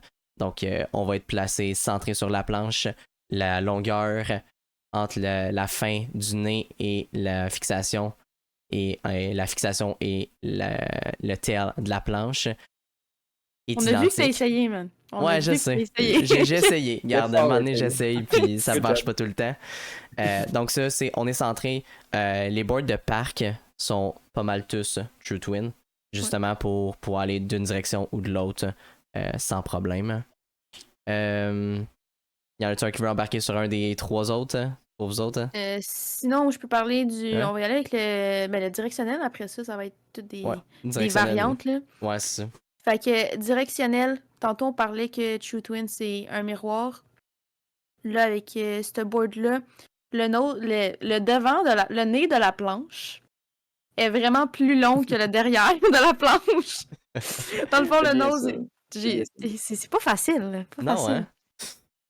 Donc, le point central, le point milieu du board, je vais me perdre dans ce que je suis en train de dire. Donc, dans le fond, la cambrure va être centrée sur la planche. Donc, tes fixations vont pouvoir être bel et bien dans le milieu. Mais, pour pouvoir, par exemple, aller dans la poudreuse, et aussi, c'est super le fun à rider sur la piste, là, tu vas avoir beaucoup plus... Le side cut, il va être plus long.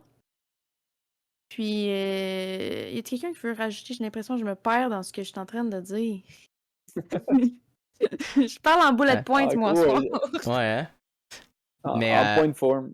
Ouais, c'est ça. Mais non, ben, essentiellement, c'était pas mal ça. Là. Dans le fond, le centre de la planche n'est pas exactement le centre du le centre de la rayon. Ouais, c'est ça. Exactement. Fait qu'on va être légèrement décalé vers l'arrière. Ce qui justement va donner un petit feeling un peu plus de surf. Où est-ce que le nose est pas mal plus long que le tail. Fait que c'est probablement le setup le plus commun qui existe, s'il fallait que je prenne un guess. Vu que justement les planches ont une direction, fait qu'on va prioriser cette directionnalité-là. Tu sais, c'est vraiment le true twin, puis le directionnel, c'est vraiment les deux boards, les deux cambreux, ben les deux shapes principales Yeah. qu'on a sur un board. Qu'on trouve là. Ouais. Ouais. Ouais. Sam, tu veux-tu nous faire le tapered Effectivement. directional pour finir ça? Oui, ben je peux te parler, ouais. Ah. Ouais. Tapered directional ou l'autre en bas, là, le genre de Up to- fiche up qu'on to you. appelle dans le Ah ouais. domaine. Ah ben vas-y avec le fiche. Le fiche J'aime est bien intéressant. celui-là, Lui. moi, parce que c'est ça que je ride. Fait que un fish board qu'on appelle dans le domaine, dans le fond, c'est un board où l'arrière de la planche va rentrer vers l'intérieur à place de faire une genre de shape en demi-lune en arrière. Ça va rentrer vers l'intérieur, fait que ça va faire une genre de queue de poisson. De là, le nom fishboard. Fait que ça, c'est dans le fond, ce que ça fait, ou il y en a qui appellent ça aussi le swallowtail.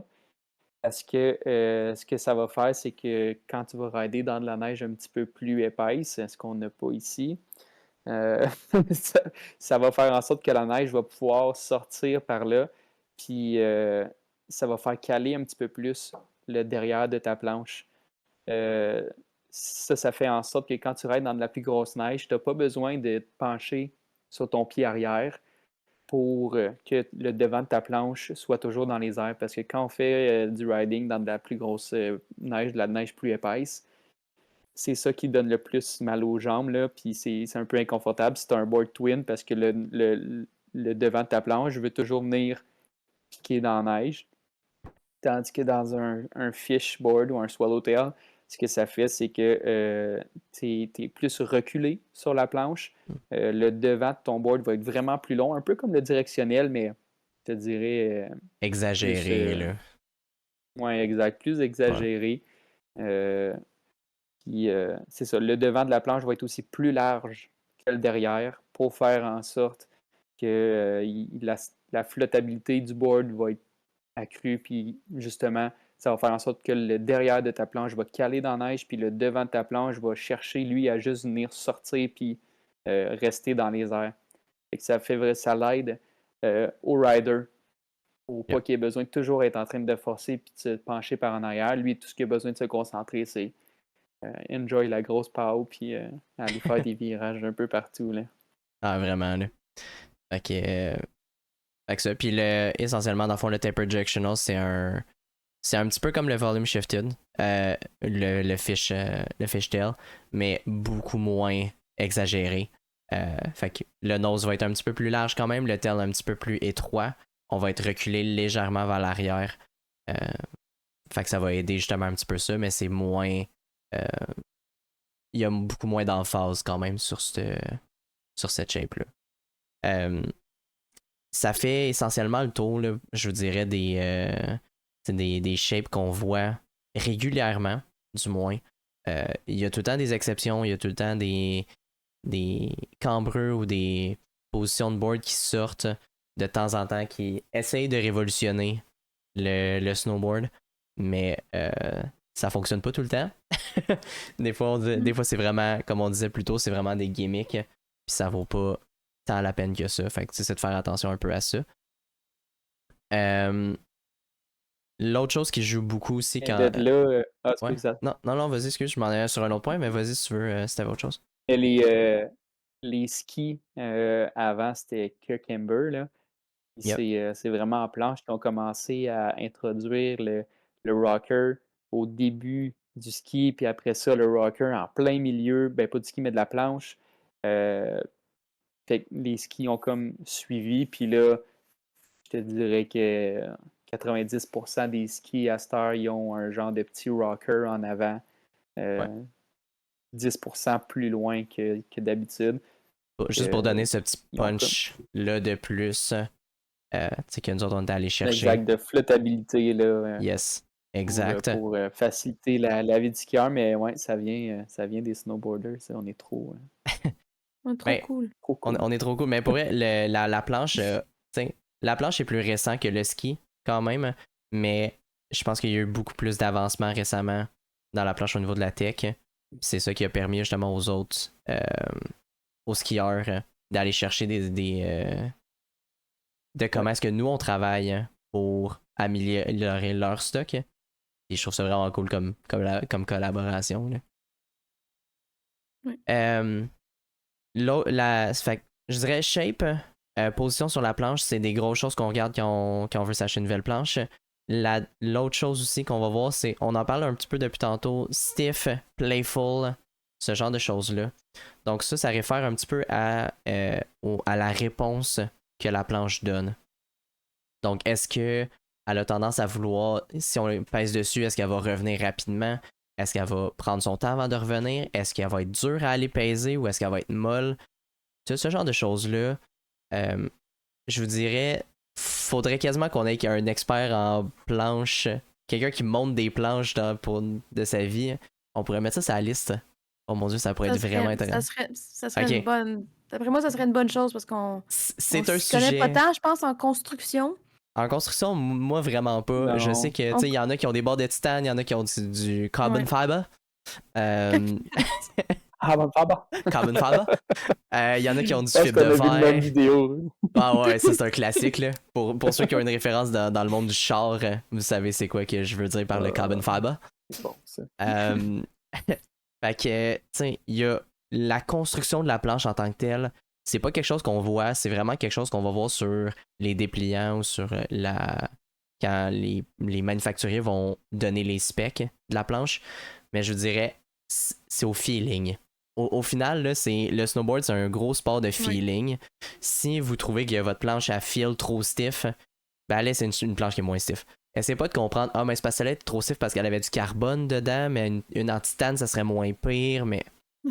Non, juste. Ça devient compliqué, là. C'est très compliqué, c'est un sujet qui est très complexe, puis qui va éventuellement, peut-être, probablement avoir son épisode à lui juste sur la construction de la planche. Mais pensez à ça. Essentiellement, c'est un peu ça. Là. C'est que, tu sais, dans le fond, il y a plusieurs matériaux qui sont utilisés dans la construction d'une planche. C'est ça qui a un impact sur la flexibilité de la planche, sur la réponse de la planche, qui, au final, dans le fond, vous allez avoir en dessous de vos pieds. Là. Oui. Il y a aussi, on peut. Ben, on en parle tout de suite. On va en parler tout de suite. Vas-y. On parle de planche depuis tantôt, mais on parle de Burton qui vient du Vermont. On parle de Gnu qu'on avait dit qui venait. C'est-tu l'Oregon qu'on avait dit tantôt? Ou l'Eptech, je me rappelle plus laquelle qu'on parlait. Mais en tout cas, on a des planches qui viennent d'ici. On a des marques qui sont faites au Québec. Il y en a des marques aussi qui sont faites plus dans le coin de Vancouver. Donc, dans le coin de Québec, on a la marque Torque. Je pense que ça fait pas tant longtemps que ça qu'ils sont sur le marché. Ça doit faire comme... En tout cas, ça doit faire 3 ans que j'ai commencé à en entendre parler. On a aussi Endeavor. Je pense que je l'ai très mal prononcé. Endeavor. Ouais, t'étais pas loin, t'étais pas loin, je te donne. C'est bon. Ils sont dans le coin de Vancouver. Puis après ça, aussi t'as Wired. Que eux autres, je sais qu'ils sont canadiens. Je pense qu'ils ont une factory. Qu'ils ont une usine. Une fabrique, en tout cas. Ils sont fabriqués à Vancouver aussi. Donc, ça, c'est des marques qu'il faut garder à l'œil. C'est quand même assez important. C'est pas des. Si je me trompe pas, en tout cas, c'est pas des marques qui sont très vieilles. C'est des marques qui sont quand même assez récentes. Fait que, si c'est des marques qui sont récentes, ça va être à garder à l'œil pour les prochaines années, c'est sûr et certain. Endeavor, ça faisait partie des marques que je regardais personnellement pour quand je magasinais mon Ever Summer. Fait que j'attendais juste qu'il se développe un petit peu, mais il était déjà sur la bonne voie, en tout cas quand je regardais ça, là, 4-5 ans environ. Si je me trompe pas, je pense que justement, eux autres sont un petit peu plus axés sur le freeride. Ouais. Je pense qu'ils ont un petit peu plus des boards directionnels. Torque sont axés sur le freestyle, si je me trompe pas. Okay. Je commence à les voir un petit peu plus sur le circuit québécois, là, avec Snowboard Québec, ces compétitions-là. Je commence à avoir des posts Instagram où est-ce qu'ils sont un petit peu... commence à commanditer des jeunes, étant donné que c'est un petit peu plus c'est bon, ça. accessible. Il en faut. Yes, puis Wired, j'ai trouvé ça tantôt, là. Je me suis dit, si j'en ai 2, il faut que j'en ai 3. Ouais. Fait que C'en ai une. C'est correct. C'en ai une Regarde, autre. shout-out à nos compagnies canadiennes. Oui. Puis je sais qu'il y en a là-dedans, en Endeavor entre autres, qui essayent d'être le plus éco-responsable aussi Oui. possible. Fait que ça, c'est c'est une autre chose qu'il faut essayer d'encourager. C'est pas tout le temps facile. C'est pas un sport qui est. C'est un sport qui coûte quelque chose quand même, mais si on est capable de réduire l'empreinte, on s'en va jouer dans le bois essentiellement. Là. Faut les garder nos bois. Absolument. Il me resterait 2 petits points à parler avant de finaliser le podcast. Je vois déjà l'heure qui est rendue. Oui. Fait que je pense qu'on n'attaquera pas tout ce qu'on voulait jaser Non, aujourd'hui. please. Fait que On fera un je finirais. On s'en regardera. Regarde, on On va s'en fera regarder, part on fera un part 2. Fait que les 2 derniers points que j'aimerais parler, en fait, ça serait les technologies spécifiques. Sam, tantôt, a mentionné un petit peu le Magnet Traction qui était chez LibTech. Ce qu'on veut dire par ça, essentiellement, là, ce sont des technologies qui appartiennent vraiment aux compagnies à eux. C'est leurs patents qui sont déposés, c'est leur petite flavor qu'ils rajoutent sur leur planche à eux pour les différencier. Je vais y aller avec le Magnet Traction en premier, parce que Sam t'en a parlé un peu. Mhm. Toi, comment tu le feels, toi, vu que t'en as ridé un avec un Magnet Traction? C'est quoi que ça fait? C'est quoi que ça donne de plus?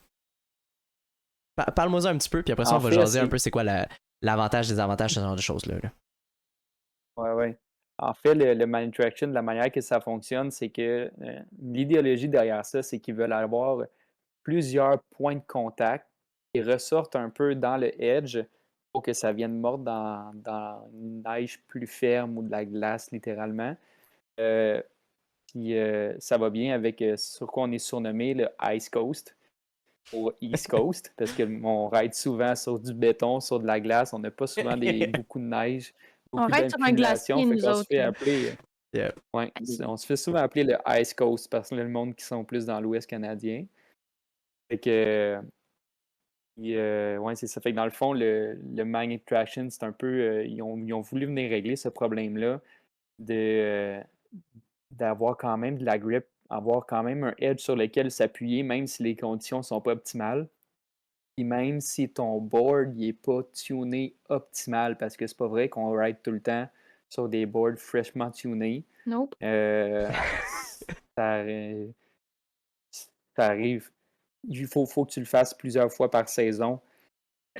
Si tu veux toujours être sa coche, il faut que tu le fasses, selon moi, à toutes les 5 ou 6 sorties si tu veux vraiment que tu aies toujours un riding optimisé puis vraiment un board qui mord tout le temps.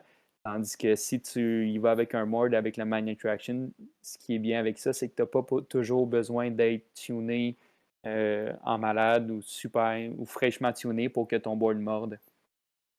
Si tu veux un peu une image, là, vas-y avec un couteau à steak, puis un couteau à viande aussi, mais juste un couteau samouraï un peu, tu sais, juste une belle grande ligne. Ouais. Fait que dans le fond, le couteau à steak, lui, il va venir déchirer, il va toujours venir arracher, il va essayer de mordre pour avoir le plus de pogne, si on veut. Tandis que le couteau de samouraï, s'il est super bien effilé, ben lui, il va venir couper dans n'importe quoi. Mais dès qu'il est un petit peu affilé, un peu plus rond, ben là, il ne coupera plus. Tu sais. Ouais.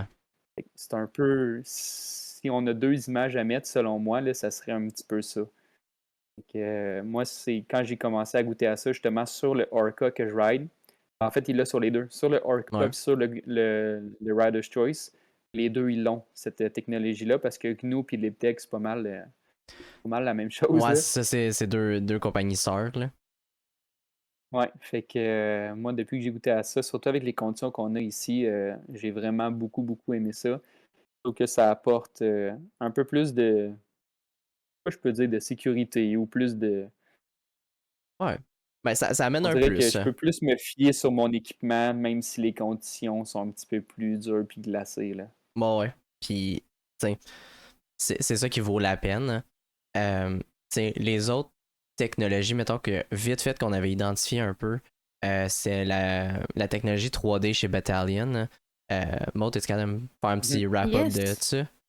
Un petit Rapide, wrap-up là. rapide dans une phrase que je suis capable de finir. Yes. Yes! Dans le fond, là, T'es capable, c'est... let's go. Dans le fond, c'est quand même un principe assez simple. Un principe 3D. Donc, dans le fond, on prend les genres de sidewall du nose puis du tail de la planche. Normalement, côté de Battalion, c'est un petit peu plus du côté du nose. C'est comme une cuillère. Dans le fond, ça permet vraiment, dans des conditions où il y a plus de poudreuse, d'avoir pas nécessairement une plus grande surface de contact, mais ça permet à la neige de pas nécessairement venir recouvrir la planche. Ça crée des fois que si on ride un board, un true twin dans de la poudreuse, par exemple, rider ça dans la poudreuse, c'est un petit peu plus difficile, étant donné justement que la neige va venir comme s'accumuler sur le dessus du board, qui va faire qu'il va venir caler un petit peu plus facilement. Puis avec le 3D, ça permet de venir pousser la neige de chaque côté, puis de venir éviter justement la neige de s'accumuler sur le dessus du nose. Fait que il y a comme un feel un petit peu plus surfy à ces boards-là. Puis c'est quand même assez intéressant à rider, là. Battalion le fait, je sais pas si... Je pense que Burton a peut-être commencé à le faire un petit peu. Je pense dans le dernier... Sur le tail, par exemple, Sur le Burton, tail, si je hein. me trompe. Ça se peut-tu? Je pense Je sais que qu'ils oui. font un genre de tail rentré Yes. vers l'intérieur, mais c'est vrai que le devant, il est comme Il est une un coque de petit peu. bateau un peu, là, tu Un sais, il petit est peu, comme ouais. en rond, là. C'est soit... Je sais que le tail, il est vraiment, il ouais. rentre vers l'intérieur, ça fait genre un pic Ouais. dans le board en arrière, là. Celui-là, ils l'ont sorti cette semaine, je pense. Je pense que les vidéos marketing sont sorties cette semaine de celui-là. Yes. Mais On est c'est on ça, Burton. top of the game, nous autres. Dès que ça sort, on fait un podcast pour en jaser. C'est ça. C'était pas planifié. Exactement. Puis, tu sais, on y va 3D, mais il y a aussi des boards un petit peu avec un taper, comme on a dit tantôt. Yep. Où est-ce que c'est un petit peu le même principe, sauf qu'il n'y a pas les sidewalls qui sont relevés. Yeah. Puis en parlant de sidewall, dans le fond, pour un peu décrire le sidewall, dans le fond, c'est la section, dans le fond, quand on regarde la planche à l'horizontale. Donc entre le top et le bas, la petite partie un peu qui sépare les deux. Donc c'est ce qu'on appelle le sidewall. Puis ça m'amène super bien en plus dans la troisième tech qu'on avait trouvé, qui était à vous, c'était parfait ça. Donc c'est les slime walls chez Ride. Dans le fond, le but du slime wall chez Ride, c'est d'avoir un genre de petit coussin supplémentaire pour donner un peu plus de flex à la planche, d'absorber un petit peu plus les bosses, les impacts, ce genre de choses-là. Ça rend un peu le riding plus smooth aussi. Fait que ce sont toutes des technologies qui sont développées par les compagnies eux-mêmes, qui sont pas des technologies qui sont disponibles pour les compétiteurs. Est-ce que certaines rentrent dans des gimmicks? Est-ce qu'il y en a certaines que ça devient des bons avancements? C'est après ça, c'est à prendre avec un grain de sel. Chacun, je pense que s'il le développe d'une manière, c'est qu'il y a une raison pour. Mais des fois, c'est de faire attention à quel point ça va avoir un impact. Un peu comme Sam disait, le Magnet Traction, je pense qu'il peut plus vivre sans. C'est quelque chose qui a vu un gros impact. Le Slime Wall chez Ride, c'est, je pense, l'opposé, où est-ce que personnellement, j'ai déjà ridé un ride avec un Slime Wall, puis pour vrai, je vois pas beaucoup de différence. Fait que c'est peut-être plus marketing dans ce temps-là.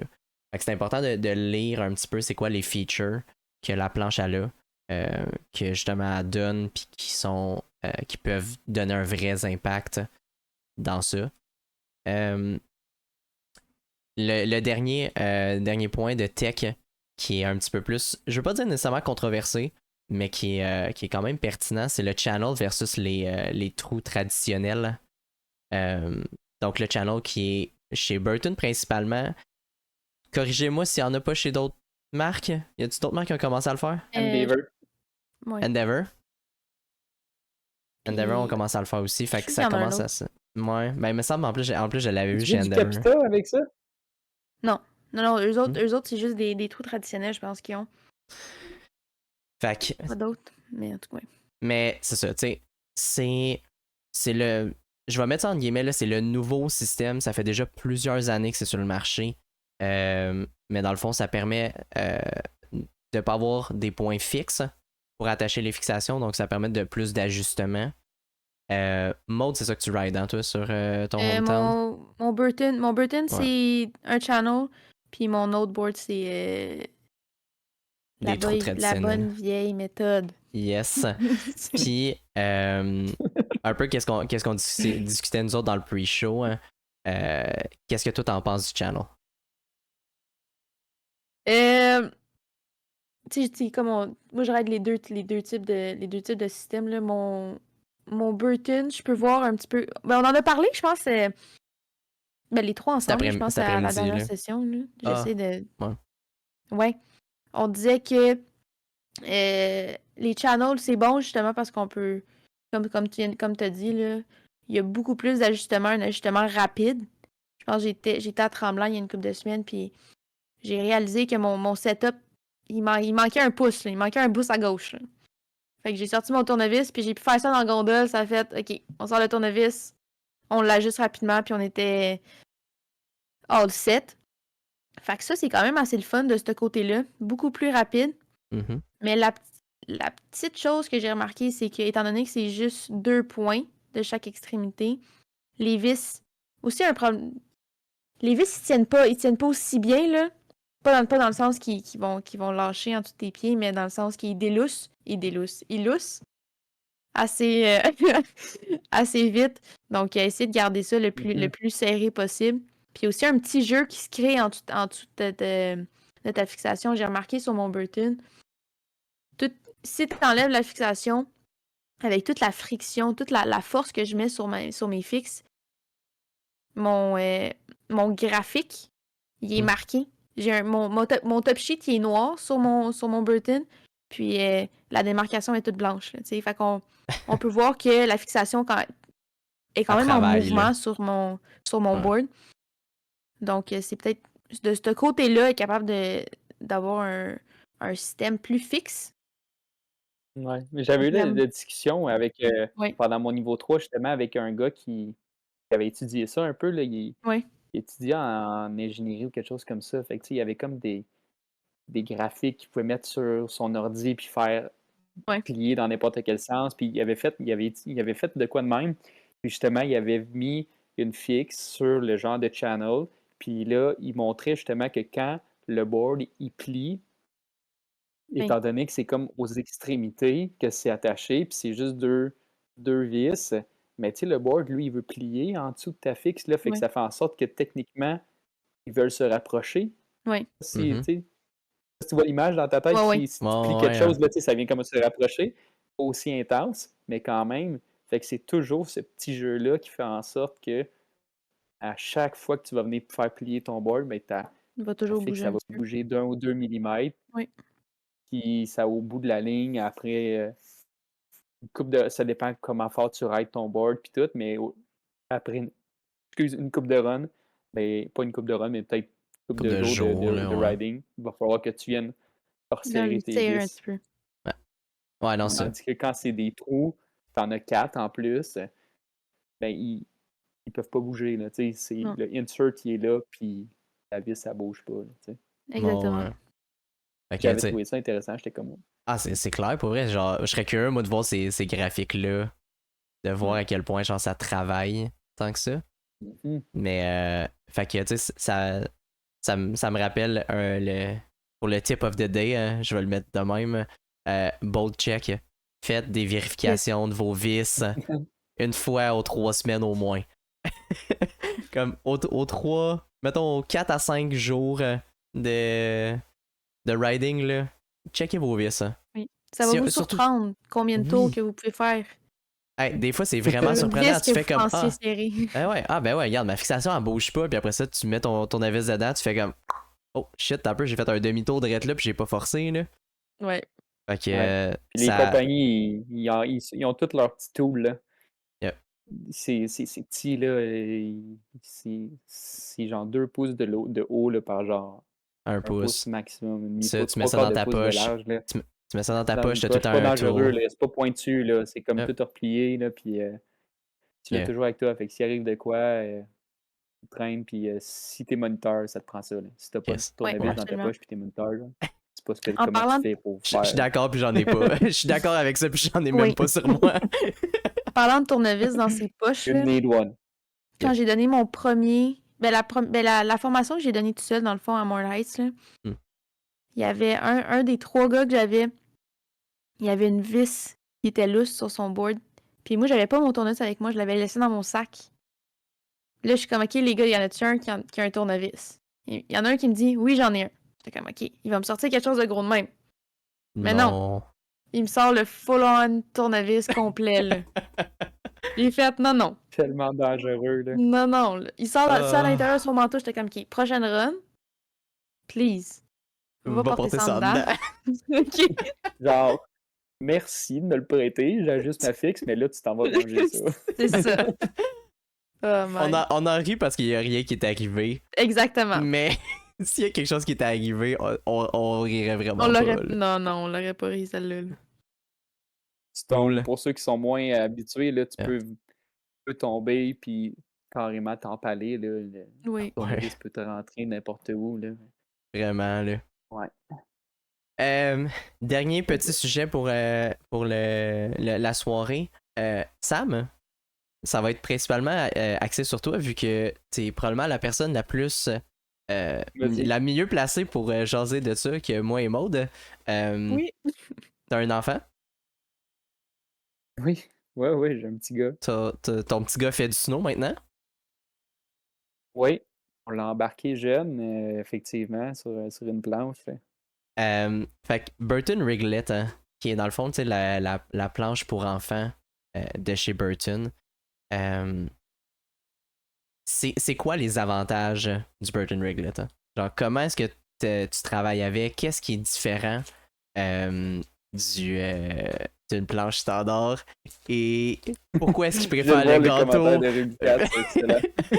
Pourquoi est-ce qu'il préfère le gâteau que le snowboard? Je me demande encore, mais c'est vraiment bon du gâteau. Est-ce que. Attends, le temps avant que tu répondes, est-ce qu'on peut montrer le vidéo au podcast? Ah, ben oui. Ok, parfait. Je te laisse répondre. Je l'ai déjà, je vais aller chercher. Mais. C'est bon. Fait que Burton Ringlet. J'ai fait avec Elliot dans la chaise. Écoute, je commence à la base. Elliot, il y avait-tu un an? Je pense qu'il y avait un an. C'était comme au mois de janvier. Il est né en décembre. L'année d'après, j'achète une petite planche Burton qui est vraiment faite pour les enfants, puis que, dans le fond, de la manière que ce qu'ils se sont rendus compte, Burton, c'est que le plus tough quand tu commences, c'est de ne pas venir catcher un edge. Juste être capable de descendre une piste là, sans que ton edge vienne catcher puis que tu te pètes. Alors, surtout les enfants qui ont comme pas tout encore leur mobilité puis toute leur masse musculaire de développer. Fait que venir lever les orteils pour descendre, admettons, en dérapage latéral vers l'avant, complètement face à la piste, pas de côté, là, vraiment là, face à la piste, les pieds perpendiculaires à la piste. Fait comment on peut faire pour qu'un enfant de 2 ans soit capable de descendre sans se péter puis sans que son parent, il faut qu'il tire par en arrière pour que ses orteils ils lèvent. Fait que dans le fond, le board, il est fait en genre de... Ils appellent ça le rising edge. C'est comme fait, les edges sont un petit peu plus hauts, puis tout le board il est comme un peu bombé vers l'extérieur. Fait que les edges sont plus hauts, ça fait en sorte que c'est beaucoup moins catchy. Le board, tantôt on parlait de flat top, là, c'est ça, il est flat, pas de camber. C'est vraiment un board fait pour pardonner fois 1000. Pour pas qu'il arrive un accident, genre. Ça arrive là, que le edge cut, mais il faut vraiment qu'il se pitch par en avant pour que ça vienne coter ou qu'il y ait de la plus grosse neige épaisse. Là. Mais mettons sur une neige damée, il faut vraiment qu'il se penche complètement par en avant pour que le edge vienne coter. Ça, c'est super. Mais si je reviens à ce que je disais quand il y avait un an, il venait juste d'avoir ses 1 an. J'avais acheté sa planche qui venait avec des petites fixes puis des bottes. Évidemment, trop grande pour lui. Puis, dans le fond, nous, ce qu'on a fait, c'est qu'on a acheté, c'est une barre qui se vend chez Burton. C'est une genre de barre qui est faite en U inversé. Ouais. Qui se botte à la place des fixes. Fait que tu enlèves les fixes, il te reste juste la planche. tu prends la barre, tu mets ça, tu visses ça dans les trous des fixes, puis il peut y aller avec ses bottes de neige à lui. Il se tient après la barre. Là, je fais ça de même parce qu'il se tient pas de même à 1 an. Là. Il se tient de même avec ses avant-bras parce que ses mitaines, ça marche pas. Fait que là, il se tient de même, puis il regarde pas en avant, puis il fait juste descendre Il sur le glisse. côté, puis papa ou maman est en haut de la petite pente de 2 mètres qu'on a faite dans le cours. Puis il vient rejoindre papa ou maman en bas, puis le gros sourire. Fait que ça commence de même, puis j'ai jamais voulu mettre de pression. Fait que oui, il a commencé tôt, mais c'était des petites sections de genre 10 minutes. Là. Genre, on en fait 10 minutes, puis après ça, on fait autre chose parce que je pense que tu veux pas le forcer, tu veux pas l'écœurer. Non, puis il faut que tu finisses dans un high. Yep. Faut que tu finisses, tu dis on a fini pour aujourd'hui, on va en faire demain, mais il finit en disant oh, hey, j'aurais vraiment aimé ça, en faire encore. Tandis que si tu finis, tu dis OK, ben là, on va en faire pendant une demi-heure pour un enfant de 1 an ou 2. Ben, c'est probablement, ça dépend, là, mais souvent, ça va être trop long, surtout à 1 an. Puis il va juste s'étonner, puis ça va être la crise, puis ça ne marchera pas. Fait il faut vraiment que tu y ailles dans une optique que peut-être que tu arrives à montagne, là, puis il ne veut même pas en faire. Tu vas juste glisser ses fesses. C'est correct. Ouais. Ah non, 100%. Puis on va faire un épisode, j'ai l'impression, sur enseigner aux enfants. Parce que c'est super important. Ça va être surtout axé, c'est sûr, pour les moniteurs, plus ce genre d'épisode-là, mais c'est tellement important parce que c'est là qu'on construit la relève. Comment est-ce qu'on décourage pas la relève. Puis je suis d'accord avec toi, pour vrai, c'est une super belle manière de l'apporter. Fait que, le pire, c'est que quand je donnais mes cours, les enfants, c'est la clientèle que j'aimais un peu moins. Parce que moi, j'étais plus axé performance. J'aimais ça avoir genre du monde qui voulait pousser, puis qui voulait que je leur donne des points techniques, puis qui voulait que je les amène genre en 1 heure. Là, mon but, là, c'était qu'ils fassent leur virage, là, puis qu'ils s'en aillent dans la piste, puis qu'il y ait du gros fun. Si j'étais capable de faire ça, j'étais vraiment heureux. Puis même s'ils partaient en pendule, puis ils allaient avoir du fun, c'était correct aussi. Puis je suis moins le genre d'animateur, si on veut, là, puis de quand Joe, il va avoir du gros fun avec les kids, même si c'est ma job à tous les jours dans la vie, tu sais, en étant prof d'éduc. Mais c'est plus je vieillis, plus je suis bon à ça. Mais pourquoi je voulais en venir? Je voulais en venir que dans le fond, c'est pas grave si tu performes pas. Le but, c'est juste qu'il aime ça, puis après ça, Mané, le but, c'est que c'est lui qui te demande d'y aller. Quand j'allais chercher à la garderie, Mané, mon petit gars, il me regarde, puis il dit planche à neige, il dit pas snowboard, fait qu'il dit pâte à neige. Fait que là, je suis comme, oh wow, là j'ai réussi quelque chose. Puis c'était la seule journée où j'avais pas amené ses bottes. Ah non! Tu sais. Là, j'étais comme, Parce que des fois, il y a une semaine où il faisait chaud en février, où j'ai comme. Bon, il a été 3 fois dans la semaine à la Villa, puis il avait vraiment aimé ça.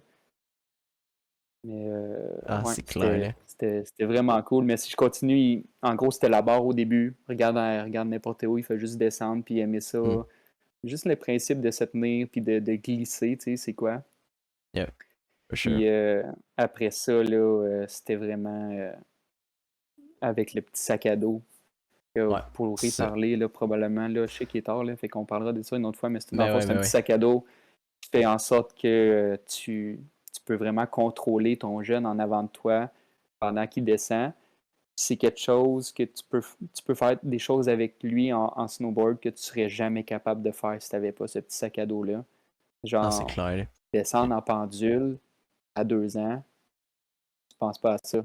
Mais avec ce sac à dos-là, je le fais avec lui. Lui, il contrôle absolument rien. C'est moi qui le contrôle. Puis je le tiens en arrière dans son petit sac à dos. Il y a comme une genre de laisse à chien. Là. Ouais, c'est une laisse à chien. Là. C'est rétractable. Là. Fait qu'il peut aller plus loin ou tu peux barrer pour qu'il reste un petit peu plus proche. Mais le but, c'est juste que tu as le contrôle puis que tu peux l'amener où tu veux puis qu'il peut descendre dans une piste avec toi. Puis pour toi aussi, c'est plus le fun. Là. Tu peux avoir ton snowboard. Exact. Ça encourage papa, maman à l'en faire. Ouais, fait que Fait que, c'est vraiment cool. sur ça, on va vous présenter Elliot. Fait qu'il y a une petite vidéo que Sam m'avait envoyée justement, qui a été allé en faire avec lui. Fait que. Alors, Elliot, qu'est-ce que vous aimez le plus dans la planche à neige?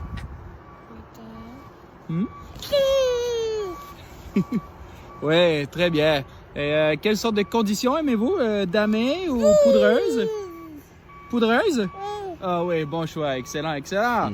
Et bon, vous êtes plus du style parc ou freeride ou freestyle? Dans les sous-bois, qu'est-ce que vous aimez le plus?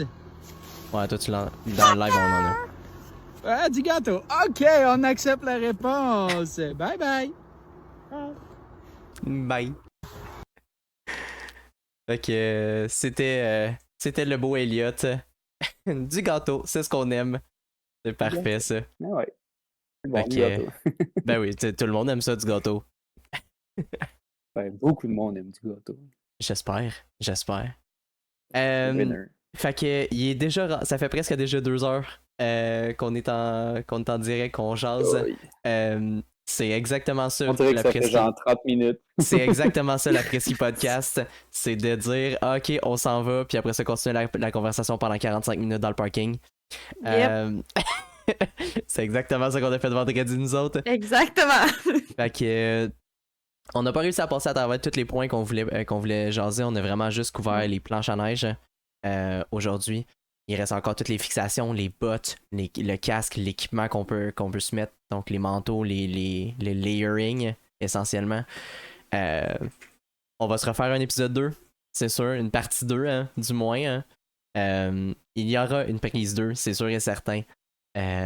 C'est confirmé. On me confirme à l'oreille. La régie me confirme que oui, il va y avoir une suite à ça. Sam, t'es toujours le bienvenu si tu veux revenir. C'est cool. J'ai adoré. Je veux revenir tout le temps. Mais merci full. Pour vrai, super apprécié de tout ça. Cool. Dernier mot de la fin, avez-vous quelque chose à rajouter sur le sujet, vite fait, hein? En 2 minutes? Hein? Vas-y donc. Si on a rien Perdez-vous à pas close dans ça. tout ça. Allez prendre des petits conseils par du monde qui connaissent ça. Ayez du fun avec ce que vous avez d'un pied. Puis, c'est juste ça, le snowboard, là, je veux dire. Si toi, t'es rien de bien avec ce que t'es, là. C'est juste du Exact. snowboard. Une phrase que je dis, C'est c'est exactement ce que Xavier vient de dire. Une phrase que je dis toujours dans mes sessions. C'est juste du snowboard, OK? On sauve pas des vies, là. On va faire du snowboard, on va avoir du gros fun. Have fun, hein, guys. Yes. For sure. Merci à tout le monde d'être passé sur le podcast. Super apprécié, comme d'habitude, de voir tout le monde en direct. Merci à tout le monde qui a écouté aussi la rediffusion, que ce soit sur YouTube, Spotify ou toute autre plateforme. N'hésitez pas à aller liker, commenter, partager. Plus c'est populaire, plus on va pouvoir avoir des invités intéressants. Samuel, merci encore d'être passé. Super apprécié. Puis on se revoit dans un prochain épisode pour l'après-ski podcast. Ciao! Merci d'avoir écouté l'après-ski podcast.